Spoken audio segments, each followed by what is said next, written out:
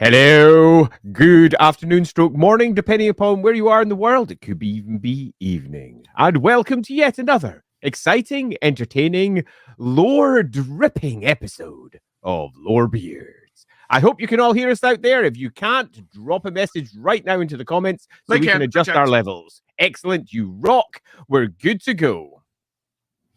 Yes, so very excited. This should be, we can't say for sure whether this will be the last week, at least for a little bit. We're going to be touching this. It's definitely not the last week in the grand scheme, because there is more interesting things to touch on, but we might take a break from kind of old world specific stuff for next week, but you know, we'll talk more about that at the end. But I am very, very excited for this week because we're finally getting into some really interesting topics. I'll be honest, to a degree, this is the week I've been looking forward to most, and I half expected us to dive into this in episode 1. So in many respects, I've been waiting for this as each week goes by, because we're about to be tackling one of my favorite subjects in Warhammer in general, largely because it's one that has been, for many, so divisive, so rewritten, so restructured so many times that it's always fun to see what the new direction is going to be with each new edition. And the old world here does not disappoint. It goes back and forward almost at exactly the same time, taking huge leaps forward and also looking back as it does so at the past and what came before. Yeah, I'm particularly excited. I mean, the magic section is going to be the most exciting thing to talk about because it's one of those things that the more I think about it, the more I want to say about it, because there's a lot of good there, to be honest. But I'm also very, very excited to talk about finishing off the last of these little factions and examined. But yeah, there's gonna be a lot of good stuff here. Damn you, I ordered the core rulebook. Ooh, bummer. Bummer. But hey, you'll probably enjoy it a lot, to be frank. Probably build dwarf army when they come out. Yeah. Sorry about that. Simultaneously absolutely delighted, because the more old world players there are out there, the more chance we have of yet more juicy lore drops as we progress onwards, and it moves from hopefully being a game that is quite literally specialist and on the side into something that I would really like to see becoming, if not core for Games Workshop, most certainly core in terms of the number of releases that it eventually gets. That would make me a very happy person. Yeah, I've been sitting around trying to figure out exactly which faction I'm about to start playing, and I'm having actually a hard time getting models because everything is sold out still. Like even getting this core rulebook, because I finally got mine. I was not able to get this locally. It's sold out still. I had to talk to a friend who lives over in Albuquerque because they had one copy left in Albuquerque, and he bought it and shipped it to me. So I personally think that's great, though, because it shows that the game is hopefully doing really well, and the team that are behind it, I hope they are currently raising their glasses of champagne to each other for all of their successes. And whilst our last 2 streams may have torn into them here or there, it's not a personal thing. We think that their work is extraordinary. Now, that doesn't mean that we won't pull out criticisms where we think they're due. It also doesn't mean that we won't look at the lore that they've chosen and say, that's the choice you've gone with, because we like to be critical because we're fans. That's part of the fun of it. And indeed, we're almost certainly going to do a bit of that today, because I do believe we might start with Kislev. Yeah.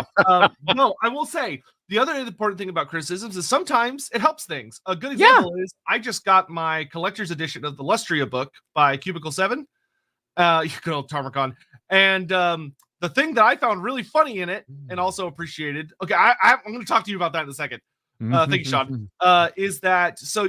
I don't think we talked about it on a stream. I think we talked about it privately, but on a stream, I did heavily criticize them in the Lustria book for the vampire elf. They completely rewrote that section. Good. Like, and that's one of the benefits of criticism. Yeah, totally. There's no more vampire elves in the Lustria book. It's just an elf that's been captured, and now he's being held hostage, and Harkon's trying to break him and is finding it hard. Which is great. Like that's like, that's a way better story. Thank you. So I'm glad they fixed that. Anyway, okay, so I do want to bring up Sean's super chat again for the second of I haven't had a chance to watch it yet, but I saw you did a stream on Gnomes. I did. I did a smaller side stream in Gnomes. There was a couple of reasons that I did it. I was sitting down bored on a Saturday afternoon because Lindsay rather rudely went off to do some sword swishing, Japanese sword swishing, like she likes to do. So I was bored and I was sitting at home and I thought, you know what, I could do a stream. Went over to Discord. Some people put a couple of suggestions. Gnomes came up, so I did one about that. So we got to have a chat about the Gnomes. You can go watch over in Lorehammer if you fancy. It's out there somewhere. And we also had a quick discussion about the next game that we're doing over at Rookery Publications, which I'll just drop in. I might chat about that for like 2 seconds at some point, because there is a couple of links if you're desperate to go and see all the cool shit what me and Lindsay and Andy and Mark have been putting together, because it's well cool. Okay, then I will. I won't go into any depth about it because that's not the point of this show. The point of this show is for us to dive into the good old world. But it is worth saying that it did come up that the old world has got one of the strongest hints that the Gnomes most certainly could be, at least obliquely being referenced. And if you do have I was gonna say there's a gnome character in the book. Like a art piece, which I'm pretty sure is looking up. Page number 120. Let me just bring that up there. Take a look at that wee guy. Gnome. Yeah, and right in the magic section as well. Now, that doesn't mean he is definitely a gnome, because as is often the case with Games Workshop, they'll drop hints and they'll put obscure pieces of art in without necessarily nailing it home. But for someone who wrote the most recent gnome sections, that for me was just a small tear of joy to see that they possibly are out there somewhere. And for specialist games, you tend to find that they're far more likely to pull in on the obscure pieces of lore, the bits that other people might perhaps sideline because they don't want to create miniatures for it. It's not part of the core armies. But for specialist games, it's very much part and parcel of who they are. So it's really nice to see that possibly those little guys are coming back. Part of my stream was discussing where they went, why they went where they are, and what I'm doing with them in my games as well. And it was just a little bit of a, oh, look at that. Okay, we're gonna get these last couple super chats, and then we're gonna jump headlong into the actual stream. Has Andy seen Cathay's new Gundam character? Working right, I have, and in many respects, it made me go, if anyone was going to have Gundam, it really should have been the Nipponese. But having said that, though, it did make me. I'm going to have Sage from the Lorehammer game popping over tomorrow, and we're going to be sitting down and finishing off the remainder of our Nipponese lore. But this most recent releases has certainly changed my view on certain things that I had previously said. Let's not lean into that. Where now I'm like, we can lean into fricking anything. They've got a Cathay and Gundam. God damn it. Yeah, well, and it was actually kind of cool to see that character. Like we're gonna do a stream going over all the new stuff. But the Satang, which is the new Sentinel, is very interesting because when they released the Cathay map, a lot of people noticed that there were 2 terracotta Sentinels that were like notated on the map, which indicated that they were not only freakishly important but also colossal in scale. And sure enough, Satang was one of them, and he is a big boy. He certainly blinking is. So yeah, I love that. I am not against that at all. As to this one, laughing God. What is Andy's take on there being a singular mother of hags that GW&CA seem to be hinting at with this Denkia? I think that's unfortunate and sad. Now, that's only because I wrote significantly more than that. It makes the background feel smaller, and it makes Kislev feel a bit smaller. But if that's what they want to do, so be it. They can take it in any direction they wish. Yeah, I will say, Laughing God, I would edit that to, I wouldn't even say it's a hint. They kind of just bluntly state that Mother Ostankia is the hag mother. And granted, it makes her sub-faction make more sense because they're called literally the daughters.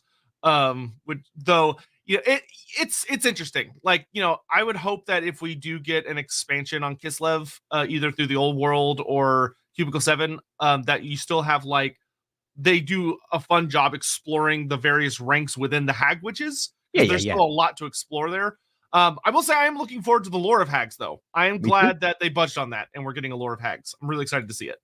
I'm more than excited to see it. That's something that's actually made me a little bit giddy, because there's so many different ways that they could take it. And it's always fun to see things that you've written or you've been involved with be adapted into something new. I have absolutely no expectation that the things that I did in the past will be reflected in what comes next, because that's not really how Warhammer works.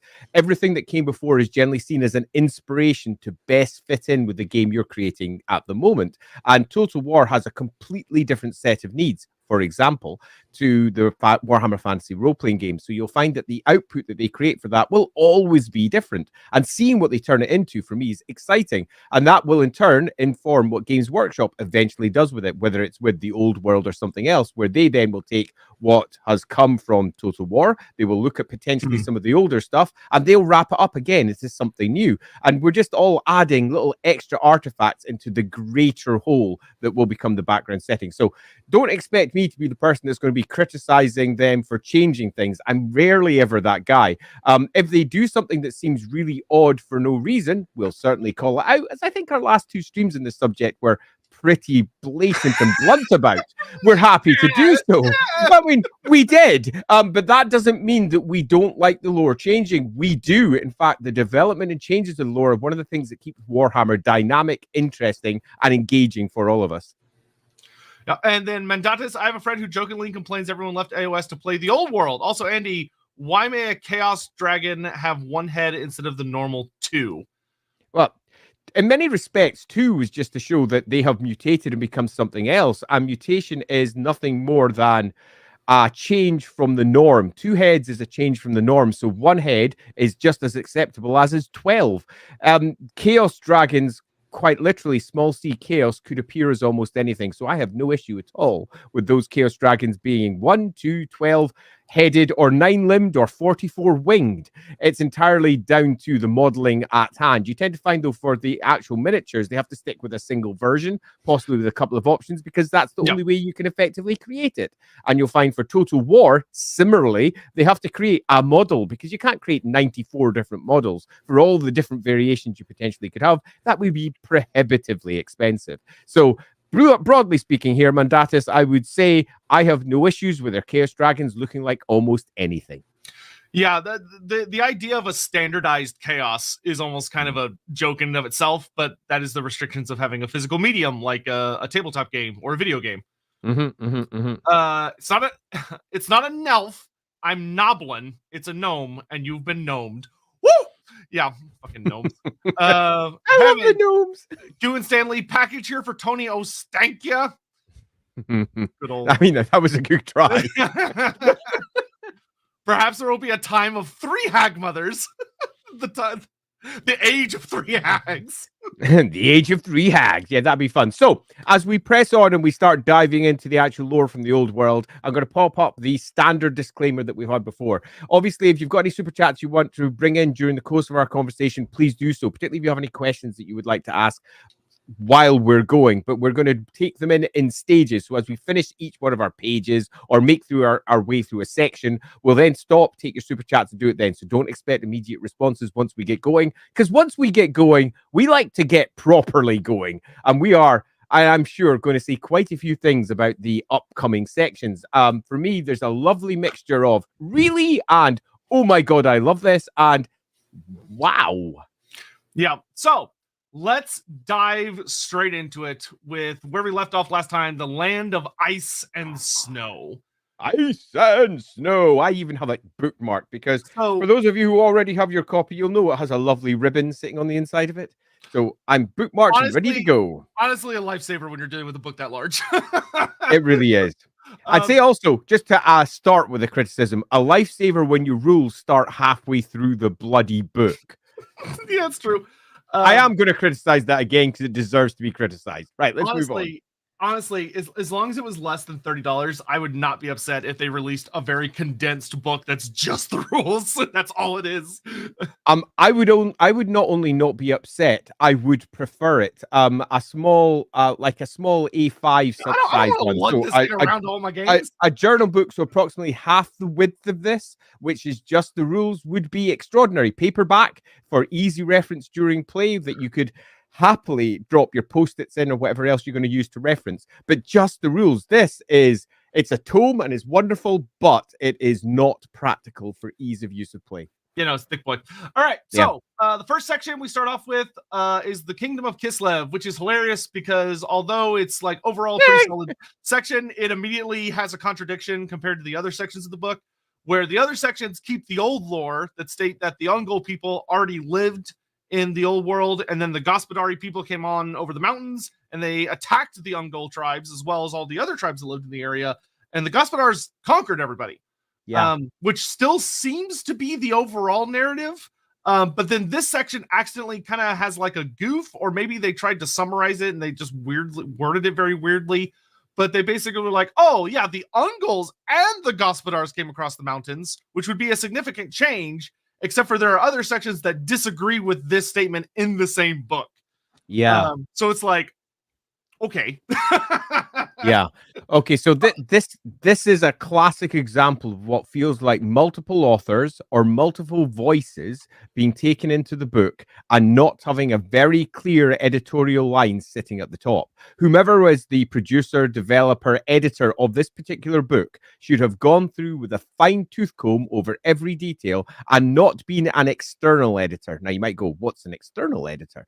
That's somebody who's probably come in from outside and doesn't know the lore. They are a professional editor. They might not catch these tiny little details, which to someone that knows the lore top to bottom, immediately you go, yeah, there's a problem here and that needs to be gently resolved. A single word change could have fixed this. 2 words, a slight nudging of the paragraph, and there would be no misinterpretation as to how this could be read. But as it currently stands, we have a deep lore contradiction, not just with lore that came from the past, but lore that's presented within this very book. The Gospodars are the aggressors in most situations, where they came from, well, basically they came from the realm of chaos, swept down through there, went over the World's Edge Mountains, and then like a bloody tide swept across what would become Kislev, conquering everything in their path. The Ungol's put up the stiffest defense, but not the only one. You also had the Ostermarkers. Ostermark used to extend right across modern Kislev, as did parts of Ostland as they pushed up there. Erengrad being one of the most important cities, and again, depending on which version you go with, it was one that was Norse founded and Ungol, or it was originally founded by the Ungols as it was before that. And Prague, that was in place. Kislev at this point was not, as in the city of Kislev. And they swept through and wiped out all the tribes, or eventually brought them under their wing. Now, the Ungols may have been the stiffest defense. They had a lot of arguments with the, let's say arguments is a good way of saying war, isn't it? With the hags in particular, some of whom, if you go with the older lore, are still pissed to this day. There's a very large hag called the Sea Hag that used to sit in the waters just off our Erengrad, who goes out of her way to kill Gospodars because she hates them. And that's ancient old conflicts that this paragraph here suggests aren't the case anymore, which would be an interesting change. But that's if this paragraph is correct. This is a simple one. An editor should have caught it. It wasn't caught. Yeah, and I feel confident saying that this particular paragraph was the mistake, just because Games Workshop is very heavily involved using this new version of Kislev to inform the Total War Kislev, and the Total War Kislev sticks very strongly with the Ungol's were there first. Gospodars came over and conquered. And let's not get confused here. The Ungol's have been here for a very long time. The Ungol's were there at the time of Sigmar. The Ungol's are actually called out for being allies of Sigmar and coming to the Great War at Blackfire Pass. They sent a contingent of their horse archers down there because the Kislevite horse archers were, at least previously, all the horse archers were largely Ungol's. And with their bare chests, their big mustaches, that's their cultural motif in comparison to the far more rich appearing, shall we say, Gospodars and their winged lancers. So the Ungol's sent horse archers down to provide support, but did not ally with Sigmar. It was an external support, and that was it. And then they went back to their lands, which in many respects were largely around the northern marches beside Ostland and around Erengrad up to Prague and the Translinsk area. So they've been there for at least 2,500 3,000 years. This is not they just arrived along with the Ungol's. The Ungol's only arrived about, 1,000 years ago or so. So it's very, very recent in comparison. Combining the two of them and saying they both arrived is a very odd choice to make if you're trying to make it make sense.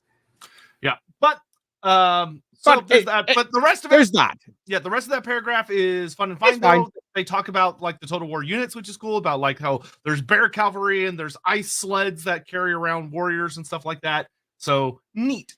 Yeah, agreed. Neat. Love it. Yeah, the next section is my favorite. Huge And a big fucking deal. Yeah, the Eastern Steppes. So this basically talks about that Kislev is significantly larger of a kingdom than it was in the old lore. Like, staggeringly large compared to old Kislev. So now Kislev, so in the old lore, Kislev was just in that little space where, it's tucked around the mountains, and they basically lost. I'm going to stress that a little bit more. Kislev was already huge. As True. old world places go, it leads all the way up to almost the border of Norska, down to the Empire, and bound by the World's Edge Mountains over towards its right hand, its eastern side. It's a huge area, absolutely enormous. And this almost doubles it. It makes it the largest old world nation by some significant measure. I'd have to double check, but I'm pretty sure it's bigger than the Empire. Yeah, because what they did, which I like a lot, is that basically it talks about that the Kislevites have held on to all of the territory that Khan Queen Mishka took in her kind of rampage towards what used to be Kislev, like where actual Kislev city is, where when she came out from like the Chaos Wastes into the Eastern Steppes, and then from the Eastern Steppes, she fought her way all the way across the northern edge of the Mountains of Morn. Then she came down onto Zornu's Kul, and then she crossed the World's Edge Mountains into through a high pass into Kislev. Well, now she maintained control of all that because the Kislevites basically built settlements, outposts along that road that over the centuries have gone from being outposts to being fortresses. No, more cities. They're beyond just fortresses. They're quite clearly marked as great trade cities. Karakorsi is huge. Okay, they're at least as big, if not bigger than some of the cities on the other side of the World's Edge, which for me is super exciting. It's super exciting for a couple of reasons, because we have several potential tales that they may be attempting to tell here. They are either saying Kislev is bigger than we had before, and from now on always will be. And that's a super exciting tale, because we no longer have the triumvirate of big cities that sits inside the Kislev borders, plus maybe Bolgasgrad and a whole bunch of smaller Stanista that are spread across the enormity that is Kislev. We now have ourselves an entire empire that lies beyond, and in some respects it makes more sense of the Tsarina and Tsar titles, the emperor, because that's effectively what they are. They're emperors, although they are pulled out as, interestingly, the kingdom of Kislev, which I thought was an interesting choice to make as a title. And they've got themselves a huge area of influence, or they're intending on telling the story of the destruction of half of Kislev, as it's wiped out during the Great Attack of Chaos by Azavar Kul. They've effectively created a host of new cities that sit on the other side of the mountains, cities that connect various empires in a really good way for building a game, in that Cathay is now attached. Norska is directly on them. The Chaos Dwarves are directly on them. The Hobgoblins are directly onto the old world now in a way that they weren't really before. So this links all of these factions over in the east to the west into the old world in a way that would have been impossible before. So I love this. It's super cool because it added all this extra territory, but I think it does open up the possibility for us to have Azavar Kul come in and destroy all of it, leaving Kislev almost a shattered remnant of what it used to be after the Great War against Chaos. And for me, I think if that's the story they're going to tell, it's beautiful, because Kislev always looked like it came out of that war largely untouched. At best, they lost a little bit of northern territory up in Troll Country as it went a bit wilder, and the spring drivings of the Chaos Marauders wiped out the northern sections. But that's not a great loss, given how little they had up there already. This suggests that Kislev may be reduced to almost half its size, and I actually love that. It's the idea that we're going to have ruined cities sitting over on the other side of the World's Edge, and an Imperial Kislev very interested in attempting to retake those by going back over the World's Edge into what is now a shattered land. Oh, I love it. That's a great tale to tell. And that would, I think, make for a really good Kislev book and an update to the Kislev book. If I was doing it again, I think that would be a super fun thing for us to tackle as a set of backgrounds, because you've now got ruined cities to visit. You've got cool stuff, and the trade paths that still go through those areas connecting east and west. So we get lots of stories of different groups all meeting in the middle in this shattered land. I think that would be super fun. But they might not be doing that. They might leave Kislev in its new version entirely untouched. It's for us to see. Yeah, one of the things I will say that I love so much about this is there was always kind of a conflict in different versions of the lore where if you look back at like 5th edition, it very strongly suggested that the overland route to Cathay was typically to go over the World's Edge Mountains through follow the Skull Road and then go along the north of the mountains until you went over to the Great Bastion, which is the way the Chileans got there, which with when we talked about the Chilean section earlier seems to still be the case, is that the Chileans discovered that first overland route. But then in later lore, like 7th edition, or especially after the Ogre Kingdoms were introduced, it basically went, oh no, they have this like this kind of Silk Road or the Ivory Road that goes through the Ogre Kingdoms, because that's what made Greece's gold tooth so rich, is that he allowed trade along this road that then kind of pops out near the Warpstone Desert and goes to Shenyang, which becomes the most powerful trade city within Grand Cathay because of that.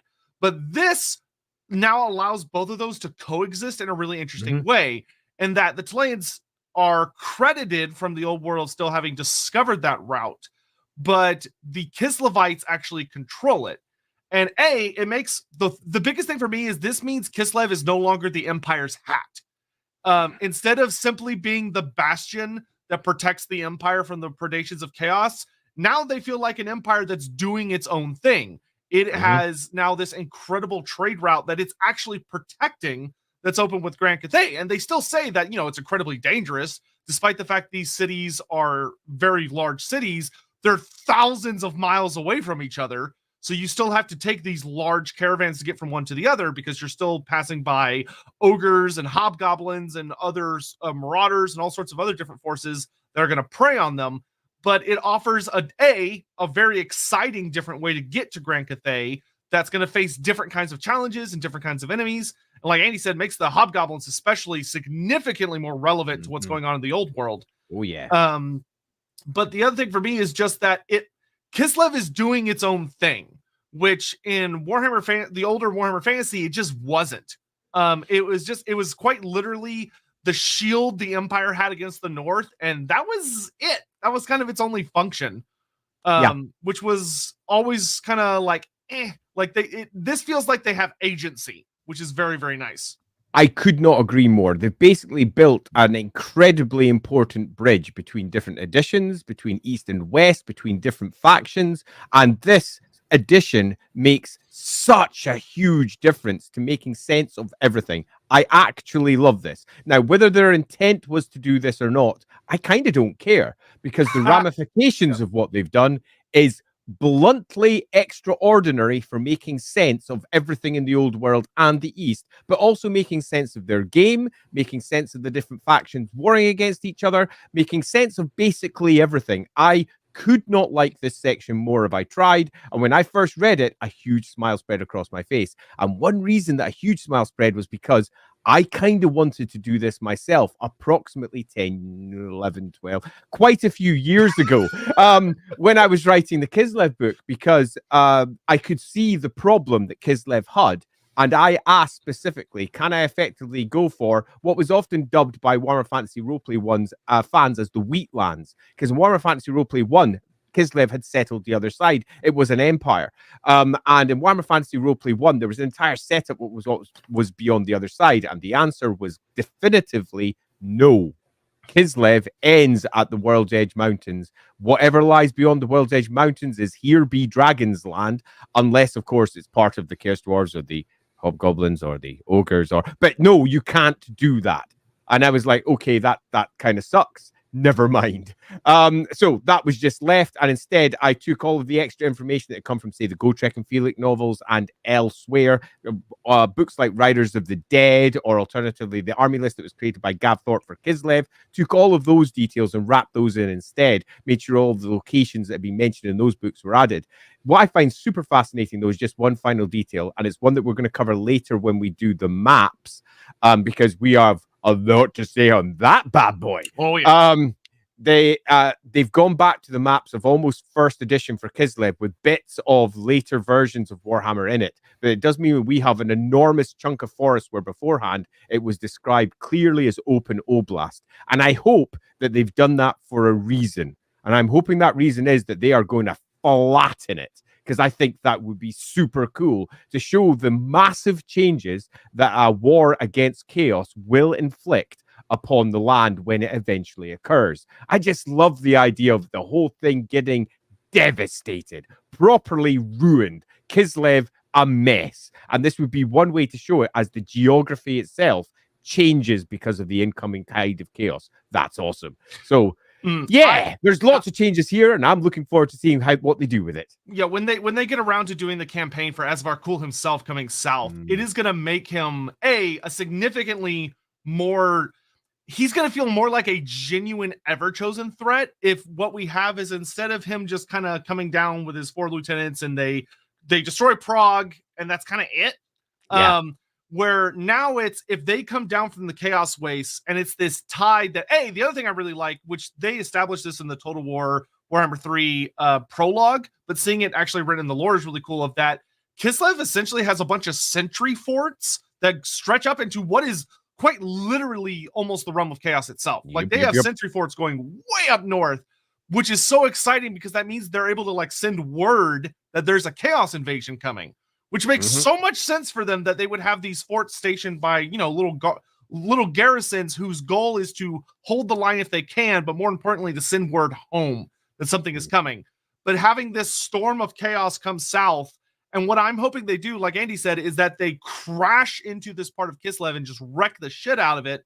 And then what I'm hoping we'll see Azavar Kul's horde split, where half of it goes on to throw itself against the Great Bastion, and the other half, with Azavar Kul himself, comes down and starts pouring into Kislev proper. But if they do that and actually end up with the same rough map that we had in like 7th and 8th edition fantasy, that's going to make Azavar Kul's invasion devastating. This is no longer like, he destroyed a city. It's he literally took one of the largest human empires of the modern age and broke it in half over his knee, which is going to be way more appropriate for an Ever-Chosen. And massively changed its geography in the process as well. So its internal geography. Yeah, the actual realm of chaos stretching south. Yeah, that would be awesome. I mean, that makes it feel like he is an impactful character. Now, I've done various maps for the Battle for Kislev Gates and similar. In fact, we're going to be mentioning a little bit about that in a moment as we move into the next section. Yep. And I'm very much a fan of Azavar Kul, but I remember when the Empire at War book was getting planned out and released. That was by Black Library, and I received the text for the Battle of Kislev's Gate bit, and it was suitably epic, and it was Magnus facing off against Azavar Kul at the gates of Kislev. But I remember looking at it going, man, this is an opportunity to really make the Ever-Chosen awesome and to reinforce how cool Archaon is. And it kind of just tells the same tale again. And there's a lot of space here to make him bigger. And they've not taken it. That's an interesting choice, because I wasn't a writer on that book. I was a cartographer and external chatter about text. And when I read it, I was like, bit disappointing, but I'll live with it what it is. This is set up to make an enormous story. And that, for me, is deeply gratifying. Yep. All right, I'm going to catch up. We do a couple of super chats. Yep. Yep. Now it makes sense why Boris Ursus starts near Uzkalak on the Realm of Chaos map in Total War Warhammer 3. Yeah, well, and if you actually play through the prologue in Total War Warhammer 3 and you actually look at the settlements that you're dealing with, you're in these what are essentially distant sentry forts, and you're way the fuck up north. You are in the very borders of the Realm of Chaos and then go into the Realm of Chaos proper as part of that campaign. And what the prologue is covering is the fall of these forts. And when you're playing as Boris Ursus in the Immortal Empires campaign, basically you're playing as Boris has left regular Kislev and he is reconquering these fallen lands. He's basically taking back Kislev's northern territory, which is awesome because he's fucking Boris. Sean Stoltz, what does Andy think of the Tigermen might be brought into Total War? You know what? I can't help but sing. They're great. Oh, Jesus. Andy, we're not sponsored. I can't believe I did that. So, free commercials aside, I honestly could not be happier with more detail being added to the world. As on to thoughts about how X interacts with Y, it requires X be fully detailed before we can say how they will easily interact with Y. But I will say they're rather distant from each other. Yeah. But yes, I too am very excited for Tigerman. Mhm. All right, so let's get this out of the way. So there is a part of the new lore that I think anybody that reads it will kind of raise an eyebrow because it's a very odd decision.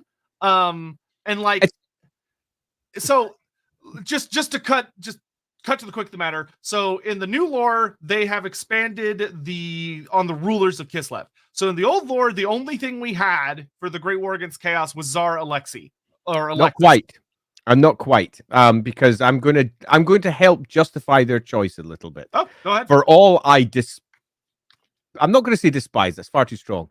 For all, I would have rewritten it.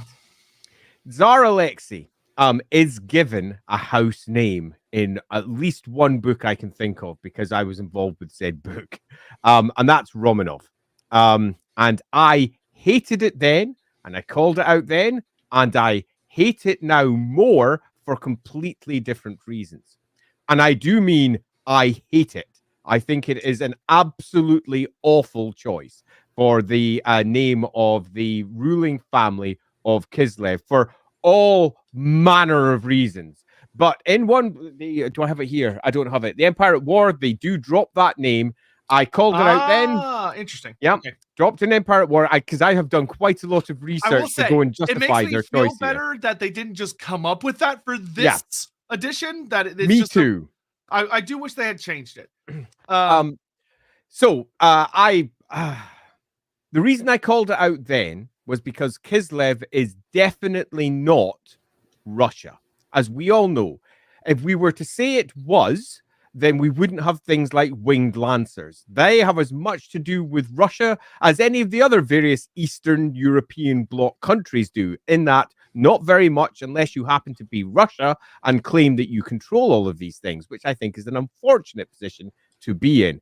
And Games Workshop is here, whether they wish to be or not, making political statements about what is and what is not the case. And some people will use this as justification for a variety of things. I would rather not be part of Warhammer. We want to keep these things separate. The Romanovs as a name is poor, and worse, it's also the name of Natasha Romanoff. The same spelling, the stupid spelling that they've just lifted from somewhere else because Marvel are just as bad at lifting shit as Games Workshop are. And basically they've said, you know, Black Widow, yeah, she's got the same name as our rulers. Seriously? Yeah, and I will say that there's this whole thing where I think is what I have to guess is what inspired them, because it happened over here in America at least. That I remember the whole thing with Anastasia and the Romanovs had this like fantastical element to it, where, you know, there's the really famous cartoon movie they made, animation, that leans into the fantastical elements of Anastasia surviving the fall of Russia, and how that was a whole thing for a long time. And it seems like that inspired a lot of Western mythological look or fantastical looks at Russia of like, oh, if we're going to do something, then we should use Romanov because there's all this romanticism and fantastical elements to it. Even though the truth of it is like super ugly. Really ugly. And if anything, it's only gotten worse with time. Yeah. So I don't want to get in depth on this too much because it might turn into a rant that nobody really wants to hear. But I will say this. Given the current political tensions, I think using the Russian royal family as your inspiration is a bad choice. It's just a bad one, particularly because it starts telling stories about what Kislev is and the sort of people that should respect Kislev for exactly what it represents, particularly given what's going to occur. So I find it an unfortunate choice for many reasons I don't want to discuss here. That being the case, I will say something. It is a use of older lore and bringing it forth, and I imagine unthinkingly just bringing it in and using it. But, and this is the big but, they completely changed the Empire. And when I say they completely changed it, they used the existing lore that was there before, and they based their version of the Empire upon it, but they changed the names involved, they changed the characters involved, and they even changed the family lines, they changed where they're cited, they changed where the important factions sat, they renamed entire parts of it. And they did that without any concern or worry, and I would argue have not made it better. All they've done is make it different. In Kislev, they would have made it better if they had just renamed it, because it would have had significantly less real-world tension attached to it. This is a decision that I don't just decry as being a bad one. I'm going to call it out firmly as being an exceedingly poor choice that should have been edited out. Yep. Well, so there's that. There is that. As far as the rest, not worrying about the name. Overall, I do like a lot what these paragraphs have to say, as far as it reestablishes the kind of like the importance of the Ice Queens and how there's a lineage of Con Queens. That's not necessarily like direct, which is nice. It's not necessarily a direct lineage from like Mishko to the modern ones. And we, of course, have the Ice Queen, who very tragically is doomed to an unfortunate fate, because we know who's going to be in charge when Azavar Kul shows up. So we have Mashinka. So Mashinka Romanov is the current Ice Queen of Kislev. Unfortunately, unless there is a significant change to the lore, she is not going to make it to the Battle at the Gates of Kislev. Which is no surprise, because we are talking, what, 30-odd years? Yeah, we got like a quarter of a century. Yeah, we got a bit of time here. Yeah, I do like the way they talk about ice magic, that, you know, it's drawn from the land itself, that it's a very unique form of magic that has they have a lot of really good mysteriousness with it. They lean into the fact that the Gospodars are where the ice witches come from, and that they are a Gospodari line. And the other thing that's really interesting to me is that I'm going to call out the bit that I'm going to call out. Let's find out. So the thing that jumps out to me that I like very much is that Mashinka is played as a very interesting Tsarina, in that she's ruling with an icy iron fist.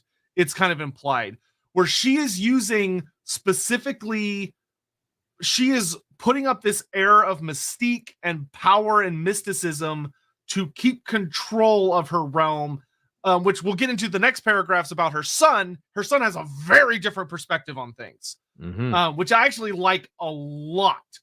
But the thing that is very, very fun for me about this is it really plays up how the Ice Queens very deliberately and politically use an air of being mysterious, enigmatic, poorly understood to kind of rule over their people using like supernatural fear, which I actually think ties really well into aspects of like how the Hag Witches relationship with the Ungul's is.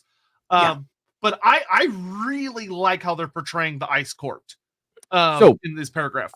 I love this. In fact, I love these next two paragraphs, barring one bit. And it's not that I don't like the one bit that I'm about to call out. It's just that it's a change. And it's potentially a fundamental one, given some of the language that you're using. And I'm not sure they fully intended to make the change. But they make it here, and they also make it later on in the book. So I've got a feeling it is a purposeful change. Here, they call out that good old Alexi could have been an ice wizard.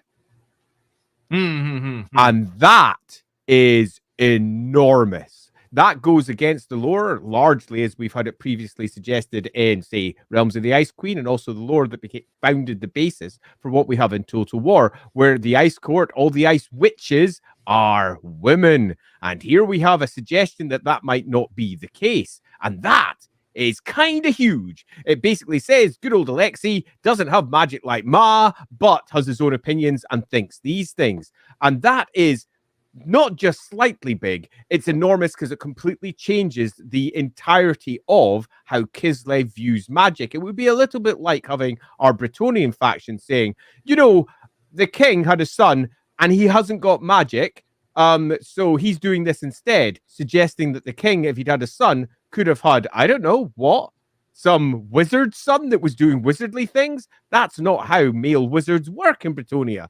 But is it now? And here there is that suggestion that Alexi could have been an ice witch. Now, I interlaced inside the old Kislev book that there were many, many prophecies about a male ice witch coming forward, one who was in touch with the ice flows, who would be fundamental in terms of leading Kislev into its next step.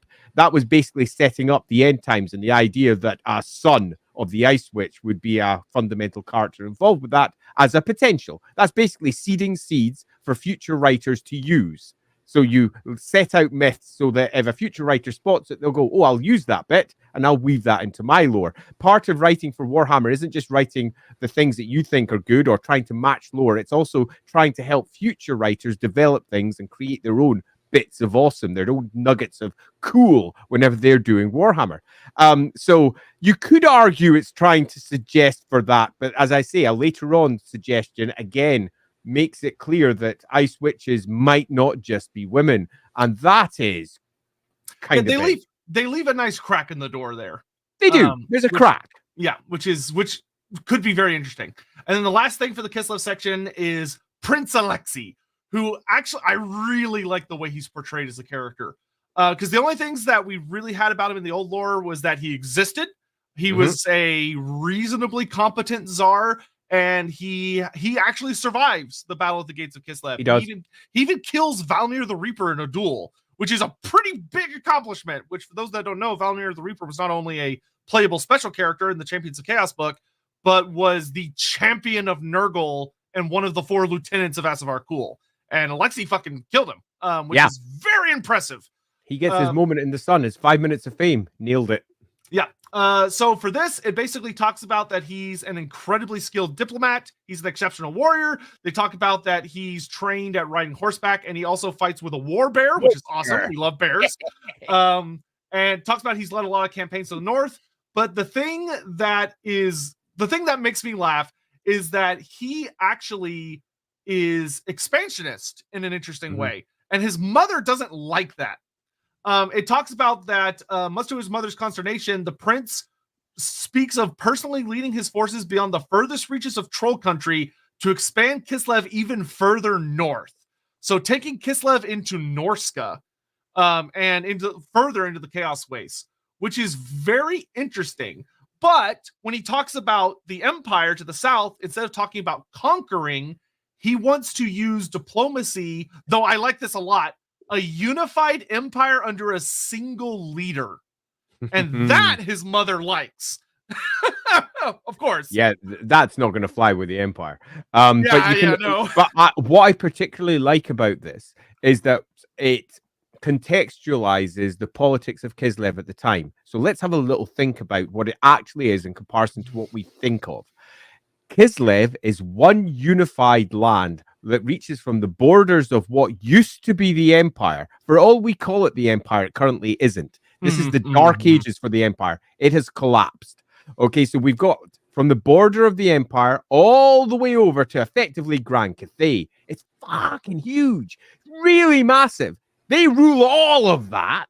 And he's looking out and going, Empire has gone and has been gone for centuries. We should start making proper advances into that and unifying that underneath one single rule.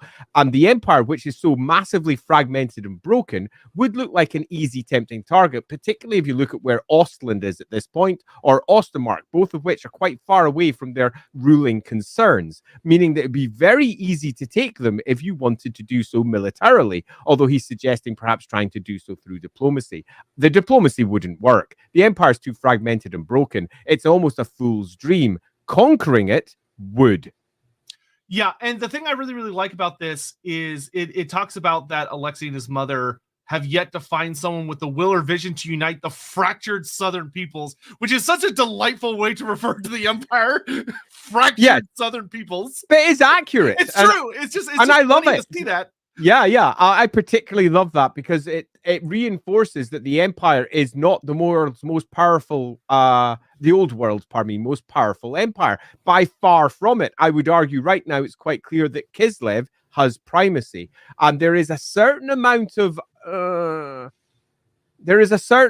warlike Gospodars would probably have taken advantage of this over the course of the last 300-400 years. There's a little bit of a surprise that, for example, Kislev doesn't incorporate parts of what we consider to be modern times Ostland and Ostermark, because why wouldn't they?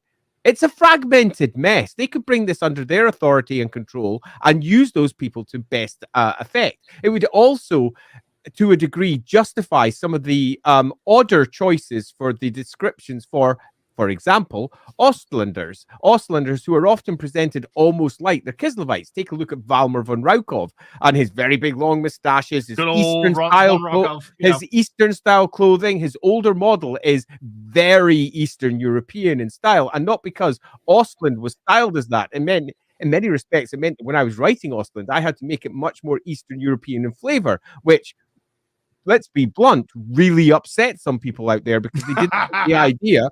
They really didn't like the idea of different ethnicities being held within the empire, even though it's created from completely different tribes. The idea that the Udosis were in fact an Eastern style tribe did not go down well with some people, with perhaps a darker tone to their skin, with darker hair as their standard, a shorter folk, burly and sturdy. And that did not go down well with certain people because they wanted them all to be effectively white German. And that is equally an interesting outcome. But there's lots of things they could have done here to mix it up. They chose not to, but they have here in this paragraph shown that it is an ongoing concern. And for me, I really like that because even though they didn't change the map, they did change the opinions of the people of the time. Yeah, well, it opens up some really fun ideas for potentially there being like a campaign that focuses on border skirmishes between Kislev and the Empire, as maybe Kislev becomes frustrated with the Empire knowing Azavar Kul is coming and is like, no, we need one unified people against chaos. Y'all either need to get on board or we're going to whip you on board. And then in comes Magnus the Pious. So really, really like that. That pretty much wraps up the Kislevite section, but it's got a lot of really cool stuff going on.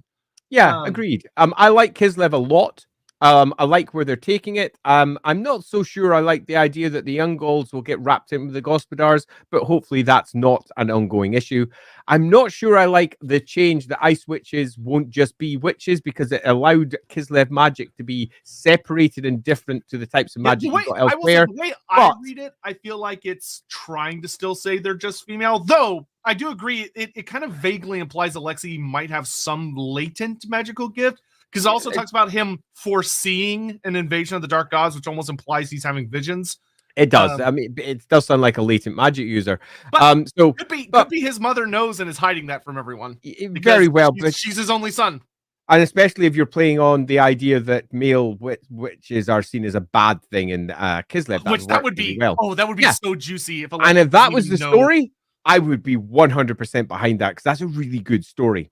So will we grab the extra little bits of super chats before we go on to Grand Cathay? Yes. So starting off with Luring Lion. Speaking of, oh dear, prologue, cough, cough, Addy. Right, there's a reason I've not started. It's because I'm rebuilding my garage right now, which is where I intend to play everything. I will be doing it in a completely different space. We have our workmen coming in literally next week. So the second that's finished and I move in, that's when it all starts. We have a plan. It's just unfortunately involving rebuilding and a bunch of workmen that didn't start when I originally hoped they would.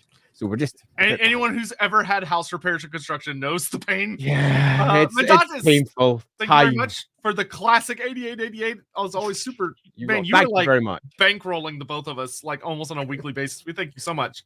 Yeah, can't express our thanks enough. The implication that the Kislev route goes across the mountains of Morn to the first gate of the Great Bastion is not only impressive for Kislev holding it and traders traveling it, the relations between Cathay and Kislev established being broken by Azavar Kul seems like it'll be a significant thing. Yeah. Huge. Like the idea that it kind of almost implies, which I love, that there was almost a thing happening that between the Ivory Road and the Skull Road trade routes, that the East and West were kind of coming together, and that Cathay and Kislev especially were instead of the Empire leading the charge on unifying with Cathay, it's Kislev leading the charge on unifying with Cathay.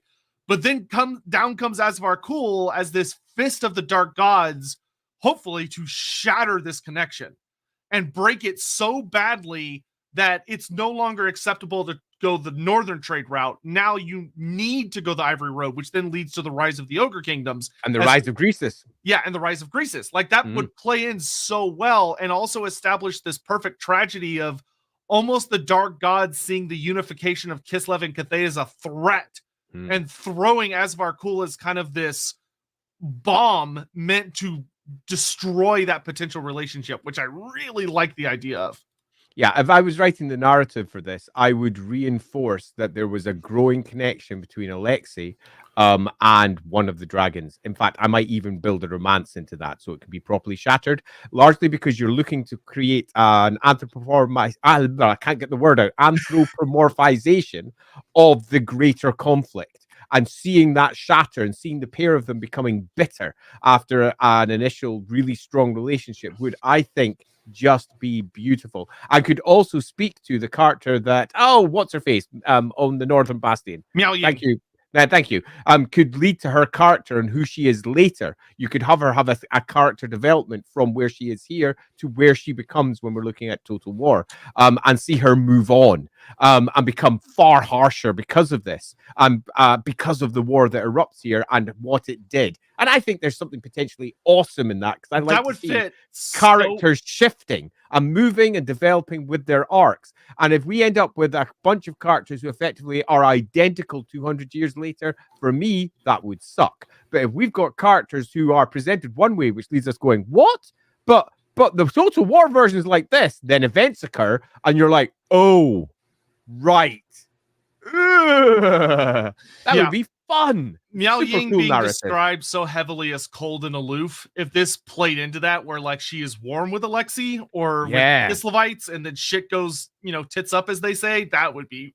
And having nice. someone who is a latent ice wizard, potentially prophesized. Okay, someone who's using ice to chill the already cold heart. There's something beautiful in there in terms of what we could tell as a story.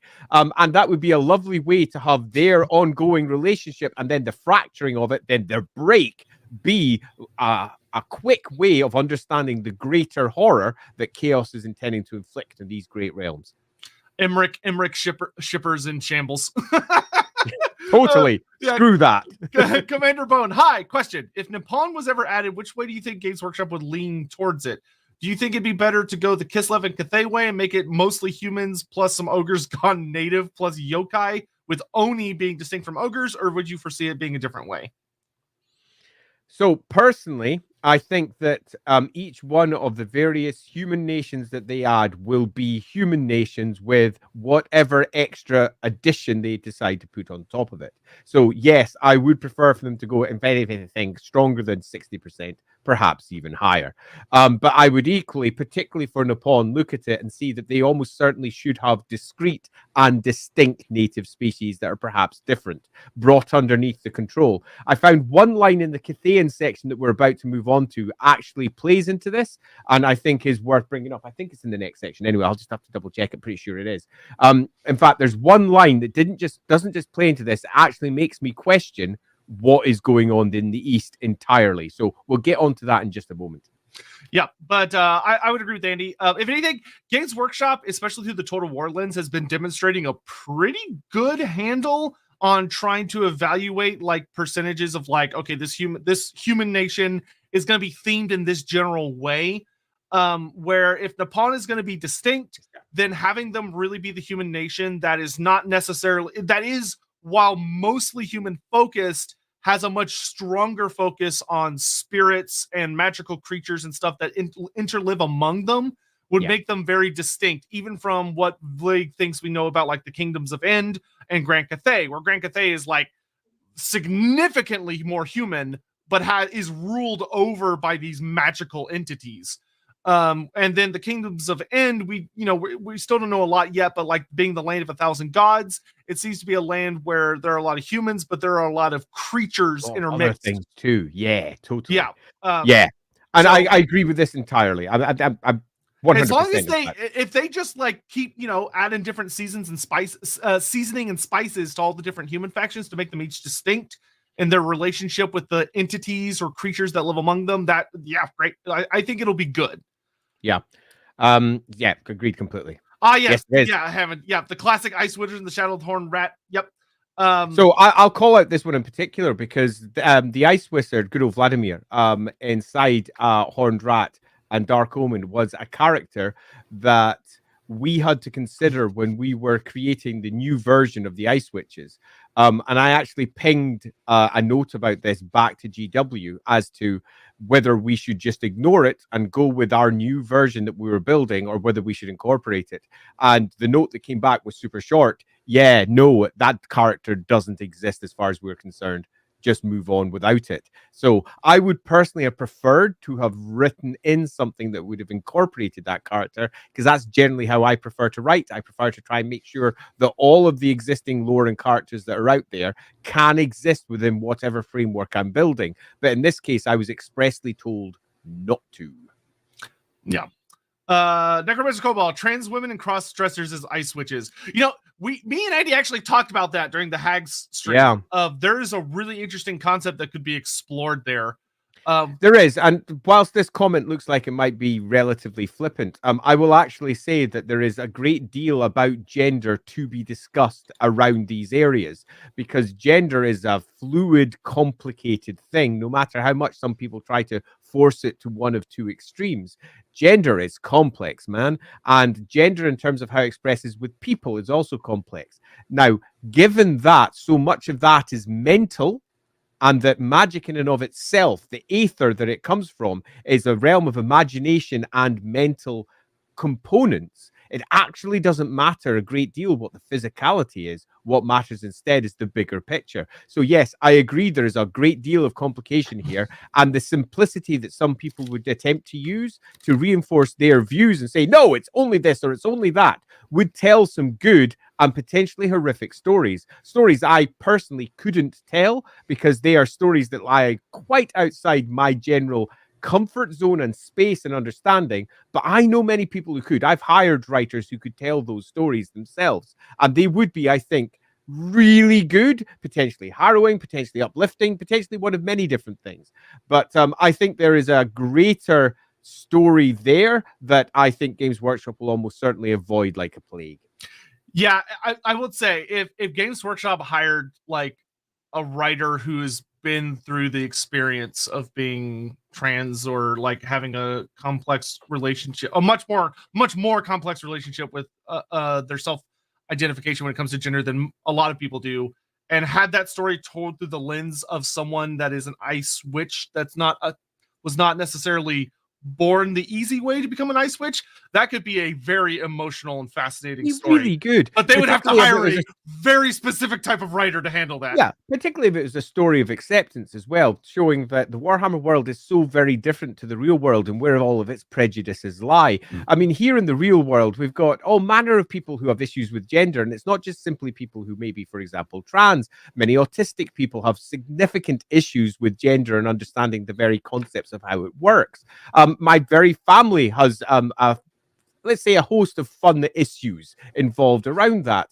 And that is something that I think is very poorly expressed in the monogendered, or not monogendered, pardon me, in the bigendered cultures that are often written about, largely because they're written about people who are themselves in that culture. So they don't really think of what lies beyond. Where you find, if you look back into history, most cultures have got all manner of different ways of expressing gender, right down to the core of their language, where their language may even enforce gender upon things that have no gender. There is a bigger conversation that could be had there, which I think would be fun to at least examine in some fashion.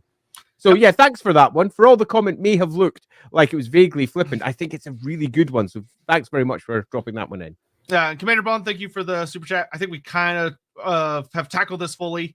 Unfortunately, Games Workshop seems to have buried Vladimir, but they might not have fully buried the concept of there being the rare case of male ice witchers. Yeah, absolutely.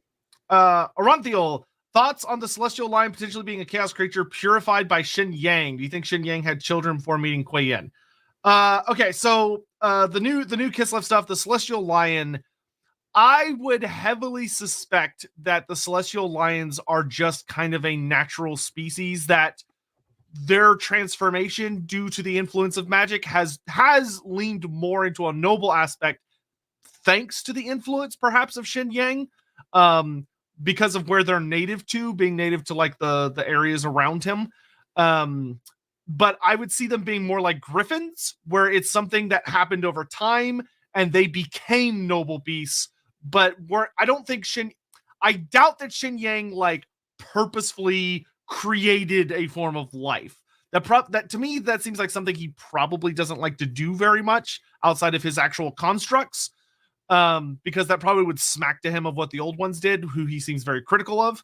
But I think the idea that what he has done in Grand Cathay would have an impact on how the creatures developed, so that instead of ending up with a manticore, you end up with a celestial lion. I think there is a lot of strength behind that theory.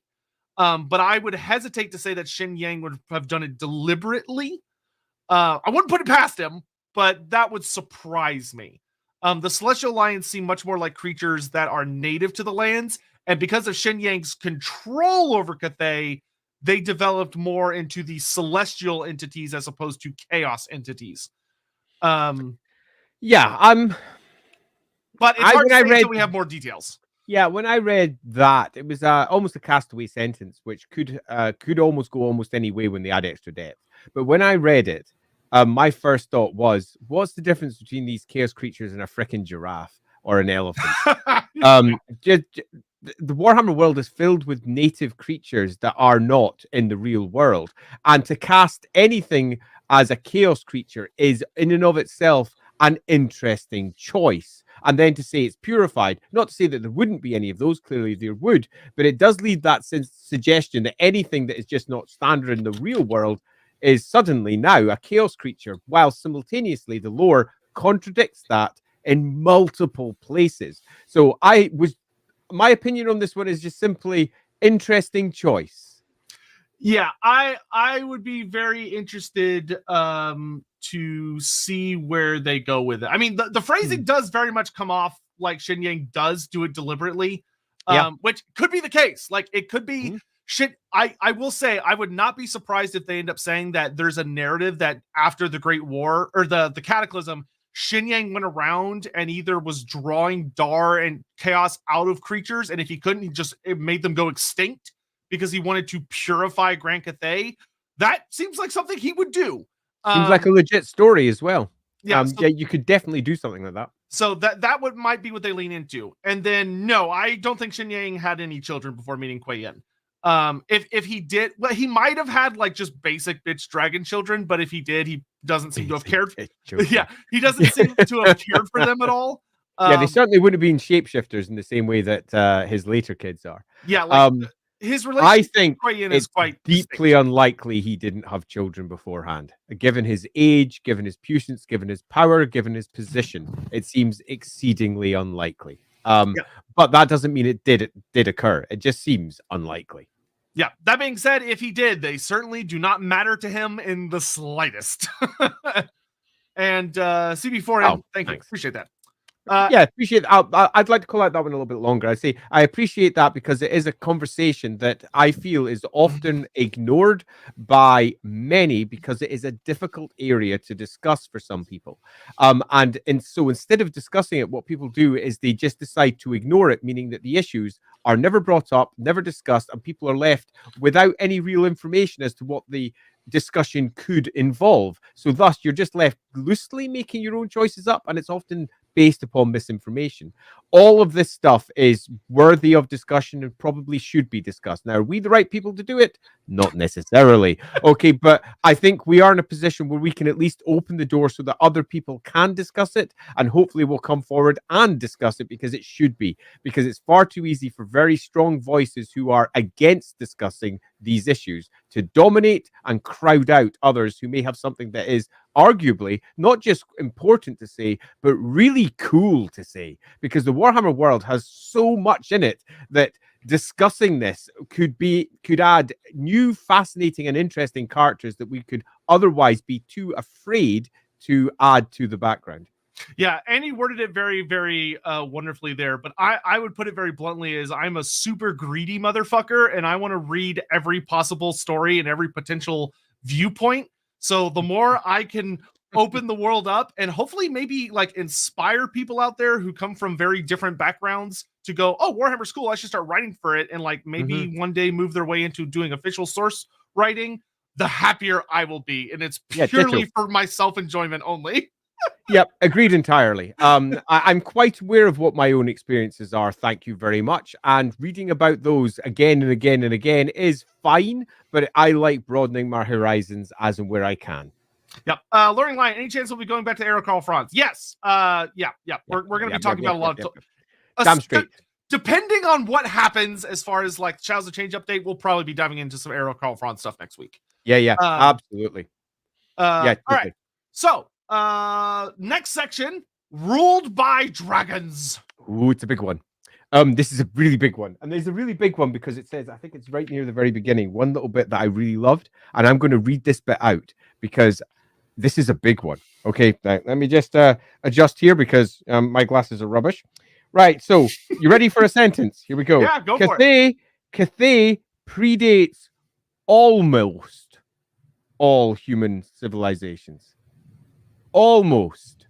Now, up until this sentence, Cathay predated all human civilizations because they predate, get this, let's just make sure we understand this clearly, and they state it clearly here too, they predate the coming, well, not the coming of chaos, but yes, the cataclysm. The Cathay predates the cataclysm and does in these paragraphs. It's quite clearly stated that humans gathered around him and the first founding of Cathay occurs before the cataclysm. So the first human empire is already in place. It's not yet Grand Cathay. It won't be for thousands of years, but it's already in place. The dragon kids pop up before the cataclysm.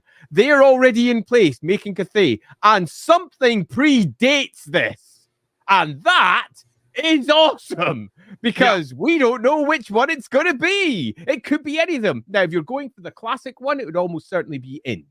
Because as civilizations go, the real world India has myths that go back hundreds of thousands of years if you go read into them. And that, I think, would make for a super fascinating view on Ind. Ind being the great foundation point, potentially, of many of the most ancient cultures. Or alternatively, you want to go for a real-world analogy, you could drop down to the Southlands and say that there are some truly ancient human empires and civilizations there that spread outwards as humanity moved elsewhere, if you want to go for that form of diaspora from the African Central, if you wish to start that way. But this single paragraph changes pretty much everything this book has already put into place and everything that Warhammer has put into place. This is not one of those accidental comments. That is as clear as crystal. We are going to have older civilizations that are human, that predate the coming of chaos, which means if there was any doubt that humans are one of the oldest species on the Warhammer world, it's now gone. There is no doubt. They are the same as the elves. They're the same as the dwarves. They are as old, and their civilizations. In fact, I'm going to go further. They're older than the dwarves. We already have quite clearly marked in black and white in here that the dwarves were living in caves and were idiots come the coming of chaos. The ancestor gods came down and went, hey, dwarf dude, here's a bunch of stuff. Let's go down, going underground. And they went down beneath the surface. But by this point, humans already have massive empires, at least two.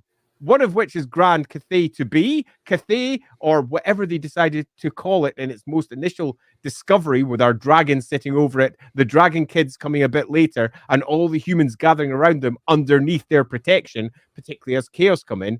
But we have another one somewhere, and that, to me, is an extraordinary shift. We're basically saying that in some respects, humans are not just as old as the other species. They predate them. Their empires are older than them. Even the High Elves living in their idyllic version of some form of heaven over in Ulthuan don't really have the same foundation within the Warhammer world as humanity. Humanity has gone from being the young race that rises up and has the adaptability to survive and bring about the end of the world, really, with Archeon. Yay! But the adaptability to rise up and survive while the other species fade and die away. So the old being replaced by the new, the kids taking over from the grandparents or the adults before them. They have completely changed from that. They are now the prime species on the planet. And it's a massive rewrite, a total tonal shift. And it doesn't feel like it with just a few words, but this is kind of huge right at the beginning of Cathay. Yeah, I also love that they leave it ambiguous as far as like who it is they're talking about, which hopefully they might explore with future books, whether it be Ind or maybe like a human civilization that once dominated large portions of the Southlands, which would make sense. That then fell maybe during the Cataclysm, and Nehekara is like the survivors of that war having gone further north. There's a lot of potential fun to explore there. The other section for Grand Cathay that just leaps out at me, which is so exciting, is that of course they talk second about paragraph. yes, second paragraph is insane. Hey, I will say, first paragraph, I love that they confirmed that they just flat out confirmed that Cathay is the most populous realm. Yep. Like a lot of people, easy to assume, but it's important for them to say it. So I'm glad that they fully call out that Cathay is like the largest human nation in population, and nowadays probably in size. Then the second paragraph is nuts. It's just nuts. It talks about the kingdoms of End. It talks about the snakemen of Koresh. Yay! Very exciting. Elven pirates, Nipponese invaders, and then most exciting to me, ancient enemies from beneath the Jade Sea. Fucking fishmen. We got fishmen. Love it. So, cut a long story short, this paragraph brings into established Warhammer lore now many of the things that have been hinted at in Total War for some time as well. And Total War has been saying it may or may not discuss in its various quotations running throughout the game. They are now very much brought into Warhammer 2. And I think it's fair to just take a pause and realize how much of an impact that Total War has made, not just on the old world, but on Games Workshop as a whole. They have completely changed their stance. We would not have this game if not for Total War. I'm calling it out straight. Total War is popular. Even when it's at its most shouted at by its fan base, it's still making money hand over fist. Even when Creative Assembly may be having issues with one thing or another, Total War is still doing freaking great. That being the case, we have got ourselves the old world, and this is the impact that it has. We have Grand Cathay brought into the core setting. We have a completely re-envisioned version of Kislev, and we have mentions of societies that Total War has suggested they may go towards at some point or another. It doesn't matter if they do or not, but not only mentioned, but mentioned in the same way as they're mentioned over in Total War. We are basically almost aligning those two games, the old war with Total War, and trying to make sure that if you happen to be a Total War fan out there, the version of the old world that you're reading here kind of matches it. It's awesome. There's a lot of it's interesting to look back, especially from a Total War's perspective, looking at the history of Total War, where the first two games, you can really tell that Games Workshop was very much kind of like the distant stepfather that would only chime in when it was convenient.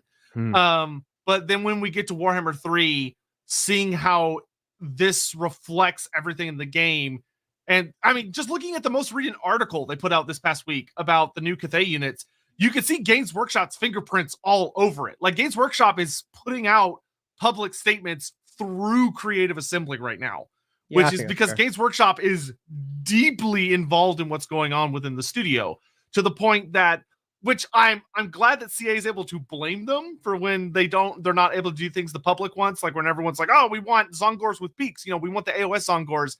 And Games Workshop is the one who steps in and goes, no, those are different kinds of Zongors than the ones that exist in the old world. The old world ones are different. We don't want them to have beaks because we want them to be distinct. Which it's like, okay, but I think it's still a bit of a weird decision, but I can appreciate that. Cool, whatever, let's move on. And it's very weird, to be honest. It's very weird seeing Games Workshop so directly involved in a video game. They don't do that. Yeah, they don't. They just don't. You're speaking to someone who has been on the licensing side, as in dealing with a Games Workshop license and making it happen. Games Workshop, they're very interested to see what you create, but they don't involve themselves with the creation. They basically say what you can and can't do. And if you're unsure what you can do, you just ask them. They say, yes, you can do that. No, you can do that. You go away, you make it, and you give it to them to approve. You don't go to them and say, I'd like to make this, please, and have them say, we'll make it for you, back with you in a week. That's not how it works. Instead, they just go, yes, go make it, and we'll see if we like it or not. So off you go and you make your thing. I've done that more times than I care to mention. But here, it's very different, and the impact it's made on the Old World book is evident. Moving on to the Dragon Emperor section. This one, we covered most of this in earlier videos about the history. There's not a lot of new here. It gets a little more into talking about what yin and yang are, which is quite nice, where it talks about yang is specifically the power of light, heaven, and fire, and the Moon Empress embodies yin, which is the power of shadow, spirits, and night. I will say, I love that description. I love the lore of yin so much because it does such a good job. And we see this in Total War, but in the lore, one of the things that is kind of easy to lose is people to think, oh, darkness is bad or like evil and it's chaos and stuff. Yeah. It's really nice to see yin lean very heavily into things that we often consider bad: shadow, spirits, and night. I mean, that's literally spooky things, dead things, and darkness, but they're good. They are things to be valued and cherished, and are one of the strong halves of Cathay, which is awesome. I love that theming very, very much. It also leans very much into how mysterious the Moon Empress is, because those are literally the elements of mystery, being shadow, spirits, and night. Like, those are the most mysterious things from a very fundamental, almost elemental perspective, which is what makes, frankly, yin so much more exciting than yang. Yang's very pompous and loud, which is great, but yin really has a lot, all the spice. And so I broadly agree here. Now, on a lore perspective, there's very little to say, for me at least, about this, because it's not more about how much have they actually ported over from Total War and what tweaks have they made to try and build the story that they're currently making. But beyond that, in terms of contradictions, you're not really going to see much here, because there isn't really any lore that's worth mentioning for Cathay that already exists within Warhammer. So you just have to look outwards towards a game like Total War to try and figure out exactly which bits they've used and which bits they haven't. But broadly speaking, they've just copy, Control C, Control V. As they basically just Control C and V their way through it and copy pasted the core of it, including even the art at the very top, which again comes from them. That this is art that was created for Creative Assembly. So I think it's fair to say that this is Total War. I'm very amused by this. Yeah. That being said, then we get to the next page, and it's a perfect setup for it, wasn't it? Which is where they completely take a hard left from Total War into something genuinely new, which is exciting, which is the empty throne. So here we get that we are in, and there is actually a campaign in Total War Warhammer 3 that you can play that's based on this, called The Time of Darkness and Disharmony. That's what we're in right now, is the Time of Darkness and Disharmony. But this actually explores what that looks like, and it's very exciting, where it talks about that without Mom and Dad, the Empire's falling into complete chaos. Grand Cathay is a mess, because it talks about how magistrates are rebelling, criminals are everywhere, bandit gangs are growing powerful. It names all the dragon children of that. Yuan Bo is stuck in Wei Zhen and is struggling to try and not let Grand Cathay fall apart. Because he can't be in the central provinces where he normally likes to be. He is stuck at home on Dad's throne, which is empty, trying to hold together the bureaucracy of Grand Cathay. Meanwhile, it talks about everybody's favorite fail daughter, is my favorite description I've ever seen of her, which is Yin Yin, the sea dragon, which I love while all the other dragons are trying to maintain Cathay, Yin Yin's trying to invade people. Yet I love the way she's described. Yin Yin, her treasure fleet's traveling east, south, and west in search of gold and glory.